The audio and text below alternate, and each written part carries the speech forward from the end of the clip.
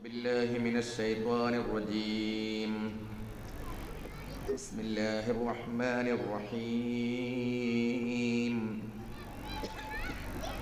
حتى إذا ما جاءوها شهد عليهم سمعهم وأبصارهم وجلودهم بما كانوا يعملون. وقالوا لجلودهم لم شهدتم علينا قالوا أنطقنا الله الذي أنطق كل شيء وهو خلقكم أول مرة وإليه ترجعون.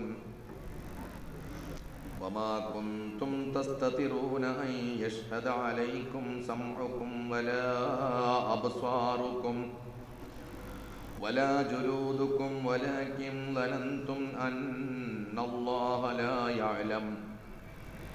يعلم كثيرا مما تعملون. وذلكم ظنكم الذي ظننتم بربكم أرداكم فأصبحتم من الخاسرين. فإن يصبروا فالنار مثوى لهم وإن يستعتبوا فما هم من المعتبين. وقيضنا لهم قرناء فزينوا لهم ما بين أيديهم وما خلفهم وحق عليهم القول في قد خلت من قبلهم من الجن والإنس إنهم كانوا خاسرين. صدق الله العلي العظيم. ಪರಮದಯಾಮಯನು ಕರುಣಾನಿಧಿಯೂ ಆದ ನಮ್ಮೆಲ್ಲರನ್ನು ಸೃಷ್ಟಿಸಿರುವ, ನಮ್ಮೆಲ್ಲರನ್ನು ಪರಿಪಾಲಿಸುತ್ತಿರುವ, ನಮ್ಮೆಲ್ಲರ ಏಕೈಕ ಒಡೆಯನೂ ಅಧಿಪತಿಯೂ ಯಜಮಾನನೂ ಆದ ಅಲ್ಲಾಹನ ನಾಮದಿಂದ ಸಕಲ ಸ್ತುತಿ ಸ್ತೋತ್ರಗಳು ಆ ಪ್ರಭುವಿಗೆ ಮೀಸಲು. ಅವನ ಅನುಗ್ರಹಗಳು ಜಗತ್ತಿನಲ್ಲಿ ಒಳಿತಿನ ಸಂಸ್ಥಾಪನೆ ಮತ್ತು ಕೆಡುಕಿನ ನಿರ್ಮೂಲನಕ್ಕಾಗಿ ಆಗಮಿಸಿದ ಎಲ್ಲ ಪ್ರವಾದಿಗಳ ಮೇಲೆ, ಮಹಾಪುರುಷರ ಮೇಲೆ, ಸಜ್ಜನರ ಮೇಲೆ ಸದಾ ವರ್ಷಿಸುತ್ತಿರಲಿ. ಅವರೆಲ್ಲರೂ ಅಲ್ಲಿಗೆ ತಲುಪಿದಾಗ ಅವರ ಕಿವಿಗಳು, ಅವರ ಕಣ್ಣುಗಳು, ಅವರ ದೇಹದ ಚರ್ಮಗಳು ಅವರು ಭೂಲೋಕದಲ್ಲಿ ಏನು ಮಾಡುತ್ತಿದ್ದರು ಎಂಬುದರ ಬಗ್ಗೆ ಸಾಕ್ಷಿ ಹೇಳು. ಅವರು ತಮ್ಮ ಚರ್ಮಗಳೊಡನೆ ನೀವು ನಮ್ಮ ವಿರುದ್ಧ ಸಾಕ್ಷ್ಯ ಹೇಳಿದುದೇ ಎಂದು ಕೇಳುವರು. ಆಗ ಅವುಗಳು ಹೇಳುವು, ಸಕಲ ವಸ್ತುಗಳಿಗೆ ವಾಕ್ಸಾಮರ್ಥ್ಯ ನೀಡಿರುವ ದೇವನೇ ನಮಗೂ ವಾಕ್ಸಾಮರ್ಥ್ಯವನ್ನು ನೀಡಿದ್ದಾನೆ. ಅವನೇ ನಿಮ್ಮನ್ನು ಪ್ರಥಮ ಬಾರಿ ಸೃಷ್ಟಿಸಿದವನು ಮತ್ತು ಈಗ ಅವನ ಕಡೆಗೆ ನೀವು ಮರಳಿ ತರಲ್ಪಡುವಿರಿ. ನೀವು ಭೂಲೋಕದಲ್ಲಿ ಅಡಗಿಕೊಂಡು ಅಪರಾಧಗಳನ್ನೆಸಗುತ್ತಿದ್ದಾಗ ನಿಮ್ಮ ಕಿವಿಗಳು, ನಿಮ್ಮ ಕಣ್ಣುಗಳು, ನಿಮ್ಮ ಚರ್ಮಗಳು ನಿಮ್ಮ ವಿರುದ್ಧ ಸಾಕ್ಷ್ಯ ಹೇಳುತ್ತವೆ ಎಂಬ ಯೋಚನೆಯೇ ನಿಮಗೆ ಇರಲಿಲ್ಲ.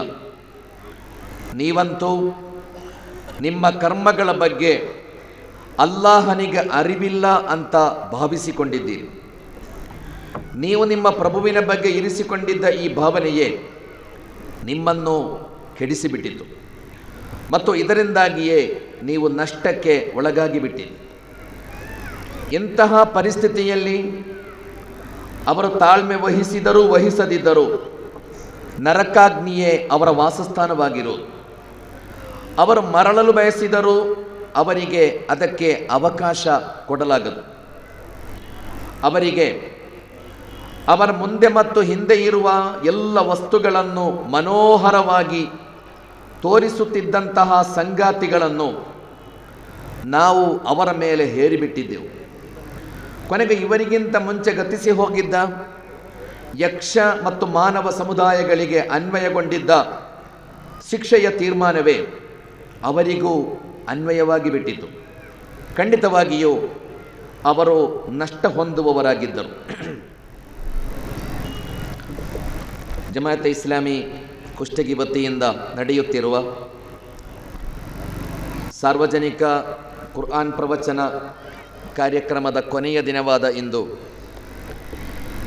ಈ ವೇದಿಕೆಯಲ್ಲಿ ಸಾನ್ನಿಧ್ಯವನ್ನು ವಹಿಸಿ ಈ ವೇದಿಕೆಗೆ ಘನತೆಯನ್ನು ತಂದುಕೊಟ್ಟು ಈ ವೇದಿಕೆಯಲ್ಲಿ ಅತ್ಯಂತ ಅರ್ಥಪೂರ್ಣವಾದ ವಿಚಾರಗಳನ್ನು ನಮ್ಮೊಂದಿಗೆ ಹಂಚಿಕೊಂಡಿರುವ ಎಲ್ಲ ಗೌರವಾನ್ವಿತ ಸ್ವಾಮೀಜಿಗಳೇ, ಈ ಕಾರ್ಯಕ್ರಮದ ಅಧ್ಯಕ್ಷತೆಯನ್ನು ವಹಿಸುತ್ತಿರುವ ಜಮಾಯತ್ ಇಸ್ಲಾಮಿಯ ಕೊಪ್ಪಳ ಜಿಲ್ಲಾ ಸಂಚಾಲಕರಾದ ಮೆಹಬೂಬ್ ಆಲನ್ ಬಡಗನ್ರವರೇ, ಈ ಕಾರ್ಯಕ್ರಮದ ವೇದಿಕೆಯಲ್ಲಿರುವ ಎಲ್ಲ ಆದರಣೀಯ ಅತಿಥಿಗಳೇ, ಅತ್ಯಂತ ಯಶಸ್ವಿಯಾದ ಈ ಕಾರ್ಯಕ್ರಮದ ಕಾರಣಕರ್ತರಾದಂತಹ ಸ್ವಾಗತ ಸಮಿತಿಯ ಅಧ್ಯಕ್ಷರೇ ಮತ್ತು ಎಲ್ಲ ಸದಸ್ಯರೇ, ಈ ಅರ್ಥಪೂರ್ಣವಾದ ಕಾರ್ಯಕ್ರಮದಲ್ಲಿ ಭಾಗವಹಿಸುತ್ತಿರುವಂತಹ ಎಲ್ಲ ಆದರಣೀಯ ಹಿರಿಯರೇ, ಪ್ರೀತಿಯ ಸಹೋದರ ಸಹೋದರಿಯರೇ, ಮಾಧ್ಯಮ ಮಿತ್ರರೇ, ಅಸ್ಸಲಾಮು ಅಲೈಕುಂ. ನಿಮ್ಮೆಲ್ಲರ ಮೇಲೆ ದೇವನ ಶಾಂತಿ ಮತ್ತು ಕರುಣೆ ಇರಲಿ. ಕಳೆದ 2 ದಿನಗಳಿಂದ ಪವಿತ್ರ ಕುರ್ಆನಿನ ಚಿಂತನೆಗಳ ಬಗ್ಗೆ ನಾವು ಚರ್ಚಿಸ್ತಾ ಇದ್ದೇವೆ. ಪವಿತ್ರ ಕುರ್ಆನ್ ಚರ್ಚೆ ಮಾಡಿದ ವಿಷಯ ಏನು ಅಂತ ಕೇಳಿದರೆ, ಪವಿತ್ರ ಕುರ್ಆನಿನ ಚರ್ಚೆಯ ವಿಷಯ ಒಬ್ಬ ಮನುಷ್ಯ ಹೇಗಿರಬೇಕು, ಅವನ ಸಂಸ್ಕಾರ ಹೇಗಿರಬೇಕು, ಅವನ ಬದುಕು ಹೇಗಿರಬೇಕು, ಅವ ಈ ಮಣ್ಣಿನಲ್ಲಿ ಹೇಗೆ ಬದುಕಬೇಕು ಎಂಬ ಚಿಂತನೆಯಾಗಿದೆ ಪವಿತ್ರ ಕುರ್ಆನಿನ ಆರಂಭದಿಂದ ಕೊನೆಯ ತನಕ ಚರ್ಚಿಸಲ್ಪಟ್ಟಿರುವಂತಹ ವಿಚಾರ. ಅದು ಏಕದೇವತ್ವವನ್ನು ಕಲಿಸಿಕೊಟ್ಟದ್ದು ಮನುಷ್ಯನನ್ನು ಸಂಸ್ಕರಿಸುವುದಕ್ಕೆ, ಅದು ಪ್ರವಾದಿತ್ವದ ಚಿಂತನೆಗಳನ್ನು ಕಲಿಸಿಕೊಟ್ಟಿರುವುದು ಮನುಷ್ಯನನ್ನು ಸಂಸ್ಕರಿಸುವುದಕ್ಕೆ, ನಿಮ್ಮ ಮುಂದಿನ ಜೀವನದ ಬಗ್ಗೆ, ಮರಣಾನಂತರ ಏನಿದೆ ಎಂಬ ವಿಚಾರಗಳನ್ನು ಪವಿತ್ರ ಕುರ್ಆನ್ ಬಹಳ ಆಧಾರ ಸಹಿತ ಚರ್ಚಿಸಿರುವುದು ಕೂಡ ಮನುಷ್ಯ ಒಳ್ಳೆಯವನಾಗಬೇಕು ಎಂಬ ಕಾರಣ. ಒಬ್ಬ ತಂದೆ ಬಹಳ ನಿಬಿಡತೆಯಲ್ಲಿದ್ದರು, ಒತ್ತಡದ ಕೆಲಸಗಳಿವೆ. ಹಾಗೆ ಮನೆಗೆ ಬಂದು ಕಂಪ್ಯೂಟರ್ನ ಎದುರಿನಲ್ಲಿ ಕುಳಿತುಕೊಳ್ತಾನೆ ಅಪ್ಪ. ಬಹಳಷ್ಟು ಕೆಲಸ ಇದೆ ಅವನಿಗೆ, ಬಹಳ ಒತ್ತಡ ಇದೆ. ಹಾಗೆ ಕಂಪ್ಯೂಟರ್ನ ಮುಂದೆ ಕುಳಿತುಕೊಂಡಾಗ 5 ವರ್ಷದ ಮಗ ಬಂದು ಕುಳಿತುಕೊಂಡ ಟೇಬಲ್ನ ಮೇಲೆ. ನಿಮ್ಮ 5 ವರ್ಷದ ಮಗನಿಗೆ ನಿಮ್ಮ ಬ್ಯುಸಿ, ನಿಮ್ಮ ಒತ್ತಡ, ನಿಮ್ಮ ಕೆಲಸದ ಪ್ರೆಷರ್, ಇದು ಯಾವುದು ನಿಮ್ಮ 5 ವರ್ಷದ ಮಗನಿಗೆ ಗೊತ್ತಿರುವುದಿಲ್ಲ. ಅವನಿಗೆ ಗೊತ್ತಿರುವುದು ಶಾಲೆಯಲ್ಲಿ ಬೆಳಗಿನಿಂದ ಸಂಜೆಯ ತನಕ ಏನೆಲ್ಲ ನಡೆದಿದೆ, ಅವನಿಗೆ ಮಿಸ್ ಡಿಕ್ಟೇಷನ್ ಕೊಟ್ಟದ್ದು, ಅದರಲ್ಲಿ 10 ಔಟ್ ಆಫ್ 10 ಸಿಕ್ಕಿದ್ದು, ಅದಕ್ಕೆ ಮಿಸ್ 1-2-3 ಸ್ಟಾರ್ ಹಾಕಿದ್ದು, ಮಿಸ್ ಅವನಿಗೆ ವೆರಿ ಗುಡ್ ಹೇಳಿದ್ದು, ಎಕ್ಸಲೆಂಟ್ ಹೇಳಿದ್ದು. ಅವರ ಜಗತ್ತು ಹಾಗೆ ನೋಡಿ. ಮಕ್ಕಳು ಚರ್ಚೆ ಮಾಡುವುದು, ಮಾತಾಡುವುದು ಅದು ಮಾತ್ರ. ನಿಮ್ಮ ಒತ್ತಡ, ನಿಮ್ಮ ನಿಬಿಡತೆ, ಇದು ಯಾವುದು ನಿಮ್ಮ 5 ವರ್ಷದ ಮಗುವಿಗೆ ಖಂಡಿತ ಗೊತ್ತಿಲ್ಲ. ತಂದೆ ಪಾಪ ಬಹಳ ಒತ್ತಡದಲ್ಲಿದ್ದಾರೆ, ಆದರೆ ಕೆಲಸ ಮಾಡಲಿಕ್ಕೆ ಮಗ ಬಿಡ್ತಾ ಇಲ್ಲ. ಯಾಕೆಂದರೆ ಅವನ ಇತಿಹಾಸ ಜೋರಾಗಿ ನಡೀತಾ ಇದೆ. 5 ವರ್ಷದ ಮಕ್ಕಳನ್ನು ಜೋರು ಮಾಡಿ ಯಾವ ಪ್ರಯೋಜನವಿರುವುದಿಲ್ಲಲ್ಲ. ಅದಕ್ಕೆ ತಂದೆ ಏನು ಮಾಡಿದ್ರು, ಟೇಬಲ್ನ ಮೇಲೆ ಒಂದು ಪೇಪರ್ ಇತ್ತು, ಜಗತ್ತಿನ ಮ್ಯಾಪ್. ಅದನ್ನೆಲ್ಲ ಹರಿದು ತುಂಡು ಮಾಡಿ ಒಂದು ಗಮ್ ಟೇಪನ್ನು ಕೊಟ್ಟು ಮಗನೊಂದಿಗೆ ಹೇಳಿದ್ರು, ನೀನು ಇಂಟೆಲಿಜೆಂಟ್ ಆಗಿದ್ದರೆ, ನೀನು ಎಕ್ಸಲೆಂಟ್ ಆಗಿದ್ದರೆ ಇದನ್ನು ಜೋಡಿಸಬೇಕು ಅಂತ ಹೇಳಿ ಕಳಿಸಿಕೊಡ್ತಾರೆ.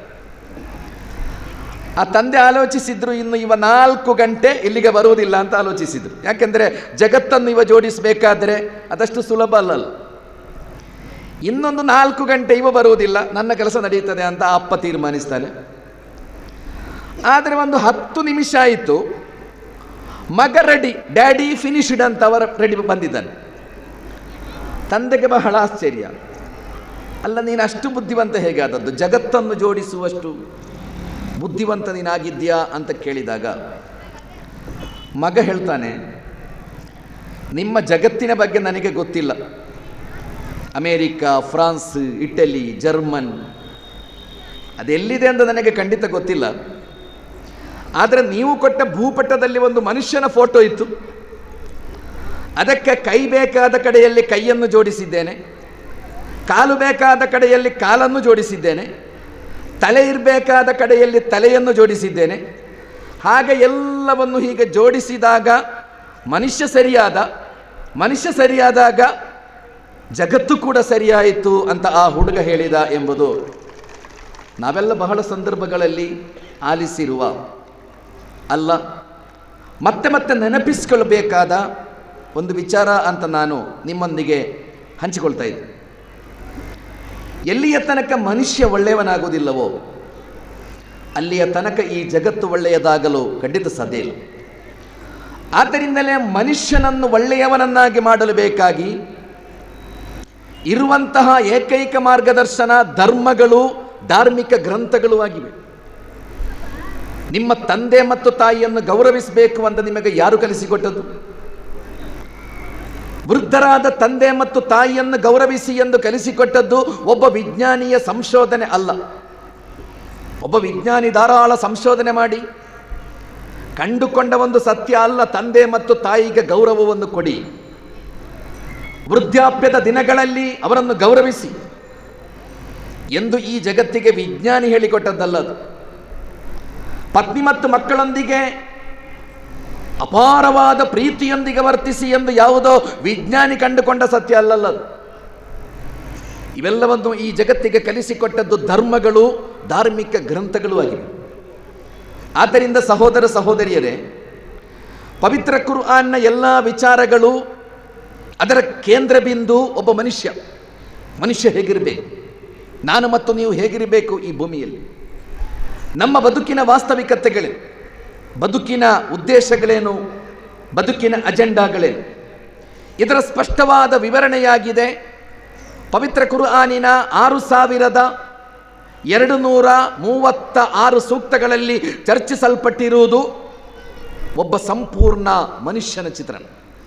ಆದ್ದರಿಂದ ಈ ಕುರ್ಆನ್ ಪ್ರವಚನದ ಉದ್ದೇಶ ನಮ್ಮೆಲ್ಲರ ಸಂಸ್ಕರಣೆ, ನಮ್ಮೆಲ್ಲರ ಮನಸ್ಸಿನ ಸಂಸ್ಕರಣೆ, ನಾವೆಲ್ಲ ಮನುಷ್ಯರಾಗಿ ಬದುಕಬೇಕು ಎಂಬ ಚಿಂತನೆ. ಆದ್ದರಿಂದಲೇ ಮುಂದಿನ ಜೀವನ ಎಂಬ ವಿಚಾರದ ಬಗ್ಗೆ ನಾವು ಚರ್ಚಿಸುವಾಗ ಪವಿತ್ರ ಕುರ್ಆನ್ ಧಾರಾಳ ಚರ್ಚಿಸಿರುವ, ಅತ್ಯಂತ ಅಧಿಕೃತವಾದ ಆಧಾರಗಳೊಂದಿಗೆ ಪವಿತ್ರ ಕುರ್ಆನ್ ಚರ್ಚಿಸಿರುವ ಒಂದು ವಿಚಾರವಾಗಿದೆ, ಮರಣದ ನಂತರ ನಿಮಗೊಂದು ಬದುಕು ಇದೆ ಎಂಬುದು. ಈ ಭೂಮಿಯ ಬದುಕಿನ ಬಗ್ಗೆ ಕುರ್ಆನ್ನ ಚಿಂತನೆ, ಭೂಮಿಯ ಬದುಕು ಒಂದು ಪರೀಕ್ಷೆಯಾಗಿದೆ ಅಂತ ಹೇಳಿತ್ತು ಕುರ್ಆನ್.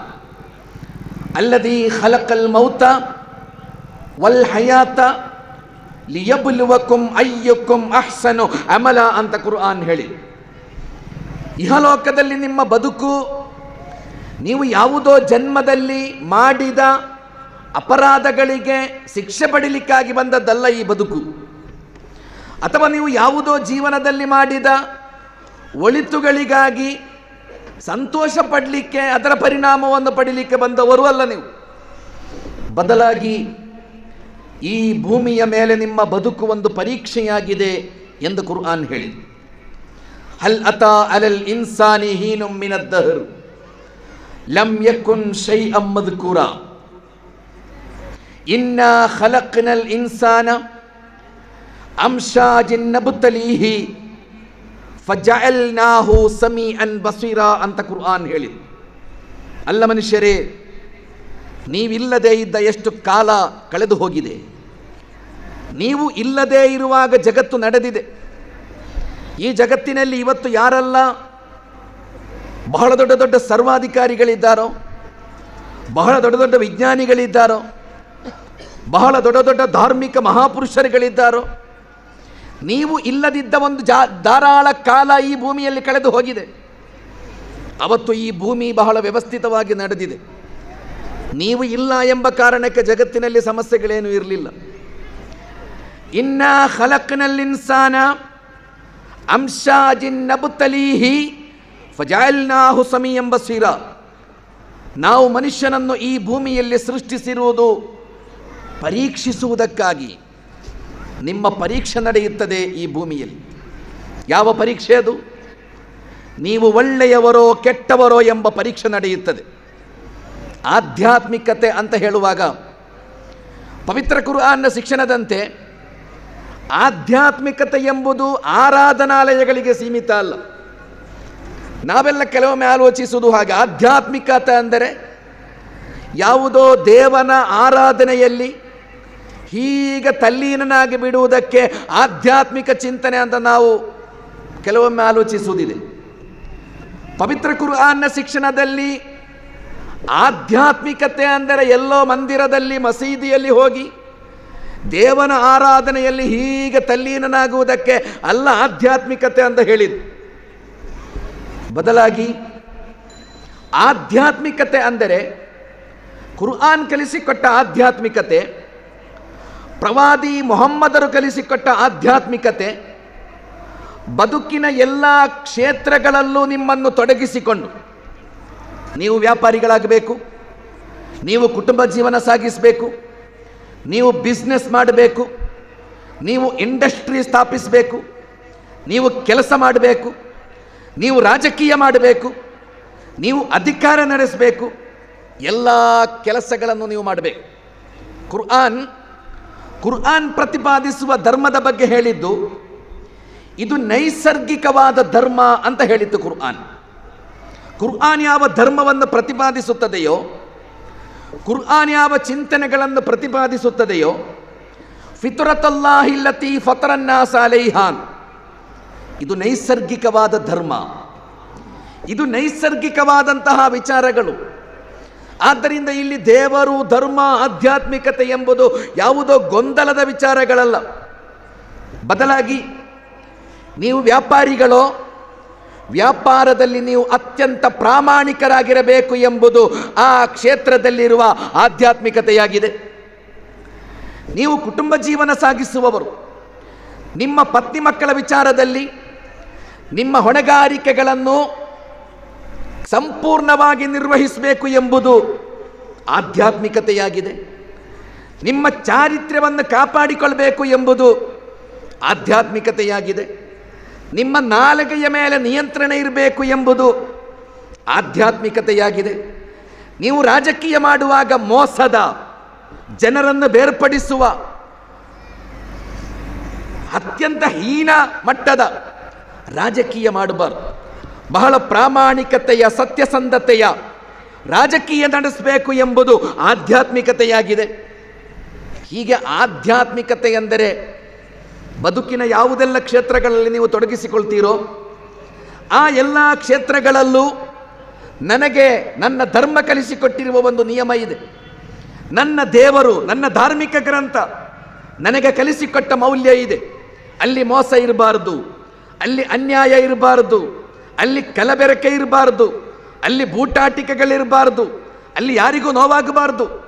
ಯಾವುದೆಲ್ಲ ಮೌಲ್ಯಗಳಿವೆಯೋ ಬದುಕಿನ ಎಲ್ಲ ಕ್ಷೇತ್ರಗಳಲ್ಲೂ ಈ ಮೌಲ್ಯಗಳನ್ನು ಪಾಲಿಸುವುದಕ್ಕೆ ಆಧ್ಯಾತ್ಮಿಕತೆ ಅಂತ ಕುರ್ಆನ್ ಹೇಳಿದೆ. ಈ ಆಧ್ಯಾತ್ಮಿಕತೆಯ ಬದುಕಿನ ಬಗ್ಗೆ ಕುರ್ಆನ್ ಸಮಗ್ರವಾಗಿ ಚರ್ಚಿಸಿದೆ. ನಿಮಗೆ ಮರಣದ ನಂತರ ಒಂದು ಬದುಕು ಇದೆ ಎಂದು ಕುರ್ಆನ್ ಅದರ ಎಲ್ಲ ಪುಟಗಳಲ್ಲಿ ಹೇಳಿದೆ. ಮರಣ ಎಂಬುದು ಕೊನೆ ಅಲ್ಲ, ಮರಣ ಎಂಬುದು ನಿಮ್ಮ ಬದುಕಿನ ಅಂತ್ಯ ಅಲ್ಲ ಅಂತ ಕುರ್ಆನ್ ಹೇಳಿದೆ.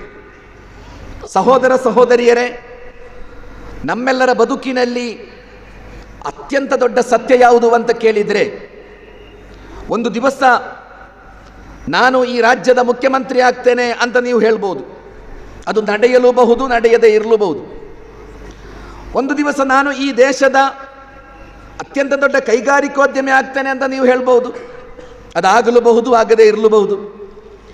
ಆದರೆ ನನ್ನ ಮತ್ತು ನಿಮ್ಮ ಬದುಕಿನ ಅತ್ಯಂತ ದೊಡ್ಡ ಸತ್ಯ ಯಾವುದು ಅಂತ ಕೇಳಿದರೆ, ಒಂದು ದಿವಸ ನಾನು ಈ ಜಗತ್ತನ್ನು ಬಿಟ್ಟು ಹೋಗುತ್ತೇನೆ ಎಂಬುದಿದೆ ಅಲ್ಲ, ಅದು ಯಾರಿಗೂ ಎಂದಿಗೂ ನಿರಾಕರಿಸಲಾಗದ ಸತ್ಯ. ಅದು ಒಂದು ದಿವಸ ನಾನು ಈ ಜಗತ್ತನ್ನು ಬಿಟ್ಟು ಹೋಗುತ್ತೇನೆ. ನನ್ನ ತಂದೆಯನ್ನು, ನನ್ನ ತಾಯಿಯನ್ನು, ನನ್ನ ಪತ್ನಿ ಮಕ್ಕಳನ್ನು, ನನ್ನ ಅಧಿಕಾರವನ್ನು, ನನ್ನ ಪ್ರಭಾವವನ್ನು, ನನ್ನ ಎಲ್ಲ ಸಂಬಂಧಗಳು ಮುಗಿದು ಹೋಗುವ ಸಾವು ಎಂಬುದು ಒಂದು ದಿವಸ ಖಂಡಿತವಾಗಿಯೂ ನನಗೆ ಬರಲಿದೆ ಎಂದು ನಾನು ಹೇಳುವುದಾದರೆ ಅದು ಖಂಡಿತ ಸುಳ್ಳಾಗಲಿಕ್ಕೆ ಸಾಧ್ಯವೇ ಇಲ್ಲ. ಅದು ಸುಳ್ಳಾಗಲಿಕ್ಕೆ ಸಾಧ್ಯವೇ ಇಲ್ಲ. ಒಂದು ದಿವಸ ನಾನು ಸತ್ತು ಹೋಗ್ತೇನೆ, ಒಂದು ದಿವಸ ನನಗೆ ಮರಣ ಬರುತ್ತದೆ. ಇದು ಈ ಜಗತ್ತಿನಲ್ಲಿ ನಮ್ಮ ಬದುಕಿನ ಅತ್ಯಂತ ದೊಡ್ಡ ಸತ್ಯವಾಗಿದೆ. ನಮ್ಮ ಪೂರ್ವಿಕರಿದ್ದರಲ್ಲ ಈ ಮಣ್ಣಿನಲ್ಲಿ, ಬಹಳ ದೊಡ್ಡ ದೊಡ್ಡ ಚಕ್ರವರ್ತಿಗಳಿದ್ದರು, ರಾಜ ಮಹಾರಾಜರುಗಳಿದ್ದರು, ಬಹಳ ದೊಡ್ಡ ಆಡಳಿತಗಾರರಿದ್ದರು, ಸರ್ವಾಧಿಕಾರಿಗಳಿದ್ದರು, ಸಮಾಜ ಸುಧಾರಕರಿದ್ದರು. ಅವರೆಲ್ಲ ಎಲ್ಲಿ ಹೋಗಿದ್ದಾರೆ ಅಂತ ಕೇಳಿದ್ದರೆ ನನ್ನ ಬಳಿಯಲ್ಲಿ, ನಿಮ್ಮ ಬಳಿಯಲ್ಲಿ ಇರುವ ಉತ್ತರ ಒಂದು ಮಾತ್ರ: ಅವರೆಲ್ಲರೂ ಸತ್ತು ಹೋಗಿದ್ದಾರೆ ಎಂಬುದಾಗಿದೆ. ಅವರೆಲ್ಲರೂ ಮರಣ ಹೊಂದಿದ್ದಾರೆ, ಅವರೆಲ್ಲರೂ ಮರಣ ಹೊಂದಿದ್ದಾರೆ. ಪವಿತ್ರ ಕುರ್ಆನ್ನಲ್ಲಿ ಮನುಷ್ಯನನ್ನು ಭೂಮಿಗೆ ಕಳುಹಿಸಿಕೊಡುವಾಗ ದೇವನು ಅವನಿಗೊಂದು ಎಚ್ಚರಿಕೆಯನ್ನು ಕೊಟ್ಟಿದ್ದಾನೆ ಅಂತ ಕುರ್ಆನ್ ಹೇಳುತ್ತದೆ. ಆ ಎಚ್ಚರಿಕೆ ವಲಕುನ್ ಫಿಲ್ ಅರ್ಲಿ ಮುಸ್ತಕರ್ರುನ್ ವ ಮತಾಉನ್ ಇಲಾಹೀನ್ ಅಂತ ಕುರ್ಆನ್ ಹೇಳಿತು. ಅಲ್ಲ ಮನುಷ್ಯರೇ, ನಿಮ್ಮ ಕೈಯಲ್ಲಿ ಎಷ್ಟು ಅಧಿಕಾರ ಇರಲಿ, ನಿಮ್ಮ ಬಳಿ ಎಷ್ಟು ಶ್ರೀಮಂತಿಕೆ ಇರಲಿ, ನಿಮಗೆ ಸಮಾಜದಲ್ಲಿ ಎಂತಹ ಪ್ರಭಾವ ಇರಲಿ, ಅದು ಯಾವುದೇ ಇದ್ದರೂ ಕೂಡ ವಲಕುಂ ಫಿಲ್ ಅರ್ಲಿ ಮುಸ್ತಕರ್ರುನ್ ವ ಮತಾಉನ್ ಇಲಾಹೀನ್, ಒಂದು ನಿಶ್ಚಿತ ಅವಧಿಯ ತನಕ ಮಾತ್ರ, ಒಂದು ನಿಶ್ಚಿತ ಕಾಲದ ತನಕ ಮಾತ್ರ ಜಗತ್ತಿನ ಎಲ್ಲ ಸಾಧನಾನುಕೂಲತೆಗಳನ್ನು, ಎಲ್ಲ ಸಂಪತ್ ಸೌಕರ್ಯಗಳನ್ನು ನಿಮಗೆ ಉಪಯೋಗಿಸಲು ಸಾಧ್ಯ. ಸುಮ್ಮ ಕಲಾ ಅಜಲ, ಒಂದು ದಿವಸ ಖಂಡಿತವಾಗಿಯೂ ನಿಮಗೆ ಮರಣ ಬಂದೇ ಬರುತ್ತದೆ, ಖಂಡಿತ ನಿಮಗೆ ಮರಣ ಬರುತ್ತದೆ. ವಲನ್ ಯುಅಖಿರಲ್ಲಾಹು ನಫ್ಸನ್ ಇದಾ ಜಾಅ ಅಜಲುಹಾ, ಆ ಮರಣದ ಸಮಯ ಬಂದು ಬಿಟ್ಟರೆ, ನಿಮ್ಮ ಮರಣದ ಸಮಯ ಬಂದು ಬಿಟ್ಟರೆ, ನಿಮ್ಮನ್ನು ಮರಣದಿಂದ ತಡೆಯಲು, ನಿಮ್ಮನ್ನು ಮರಣದಿಂದ ಕಾಪಾಡಲು, ನಿಮ್ಮ ಸಾವನ್ನು ತಡೆಯಲು ಜಗತ್ತಿನಲ್ಲಿ ಯಾವ ಶಕ್ತಿಗಳಿಗೂ ಸಾಧ್ಯ ಇಲ್ಲ ಎಂದು ಹೇಳಿತ್ತು ಕುರ್ಆನ್. ಖಂಡಿತ ಸಾಧ್ಯ ಇಲ್ಲ. ಯಾವ ಡಾಕ್ಟರ್ಸ್ಗಳು ನಿಮ್ಮ ಬದುಕನ್ನು ಉಳಿಸಲಾರರು, ಯಾವ ಅಧಿಕಾರದ ಕೇಂದ್ರಗಳು ನಿಮ್ಮ ಬದುಕನ್ನು ಉಳಿಸಲಾರದು, ಯಾವ ಪ್ರಭಾವಗಳು ನಿಮ್ಮ ಬದುಕನ್ನು ಉಳಿಸಲಾರದು. ನಿಮಗೆ ನಿಶ್ಚಯಿಸಲ್ಪಟ್ಟ ಸಮಯ ಬಂದರೆ ನೀವು ಯಾರು ಕೂಡ ಮರಣವನ್ನು ಇಷ್ಟಪಡುವುದಿಲ್ಲ ಅಂತ ಕುರ್ಆನ್ ಹೇಳಿ. ಮರಣ ಅಂದರೆ ನೀವು ಭಯಪಡ್ತೀರಾ, ಸತ್ತು ಹೋಗುವುದು ಅಂತ ನೀವು ಆಲೋಚಿಸಿ ನೋಡಿ. ನಾಳೆ ನಾನು ಸಾಯುತ್ತೇನೆ ಅಂತ ನಿಮಗೇನಾದರೂ ಗೊತ್ತಾದರೆ ಏನಾಗ್ಬೋದು? ಇವತ್ತು ಈಗಲೇ ಸಾಯ್ಬೋದು. ನಾನು ನಾಳೆ ಸಾಯ್ತೇನೆ ಅಂತ ಗೊತ್ತಾದರೆ ನಾವೆಲ್ಲ ಹೆದರಿ ಭಯದಿಂದ ಈಗಲೇ ಸಾಯ್ಬೋದು. ನೀವು ಯಾರು ಕೂಡ ಮರಣವನ್ನು ಇಷ್ಟಪಡುವುದಿಲ್ಲ. ಕುರ್ಆನ್ ಎಷ್ಟು ಸುಂದರವಾಗಿ ಹೇಳಿತು: ಕುಲ್ ಇನ್ನಲ್ ಮೌತಲ್ಲದೀ ತಫಿರ್ರೂನ ಮಿನ್ಹು ಫಇನ್ನಹು ಮುಲಾಕೀಕುಂ ಥುಮ್ಮ ತುರದ್ದೂನ ಇಲಾ ಆಲಿಮಿಲ್ ಗೈಬಿ ವಶ್ಶಹಾದಾ ಫಯುನಬ್ಬಿಉಕುಂ ಬಿಮಾ ಕುಂತುಂ ತಅಮಲೂನ್. ನೀವು ಯಾರು ಕೂಡ ಮರಣವನ್ನು ಇಷ್ಟಪಡುವುದಿಲ್ಲ, ಮರಣವನ್ನು ಪ್ರೀತಿಸುವುದಿಲ್ಲ. ನೀವೆಲ್ಲ ಮರಣವನ್ನು ಭಯಪಡುತ್ತೀರಾ. ಮರಣದಿಂದ ತಪ್ಪಿಸಲು, ಮರಣದಿಂದ ಪಾರಾಗಲು, ಮರಣವನ್ನು ಮತ್ತಷ್ಟು ಮುಂದೂಡಲು ಯಾವುದೆಲ್ಲ ಬೇಕೋ ಅದೆಲ್ಲವನ್ನು ನೀವು ಮಾಡುತ್ತೀರಾ. ಎಷ್ಟು ಸಂಪತ್ತು ಬೇಕಾದರೂ ನೀವು ಖರ್ಚು ಮಾಡ್ತೀರಿ.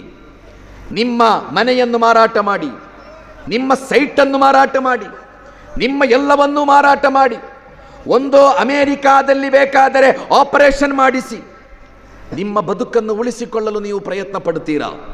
ನೀವು ಯಾರು ಕೂಡ ಮರಣವನ್ನು ಇಷ್ಟಪಡುವುದಿಲ್ಲ.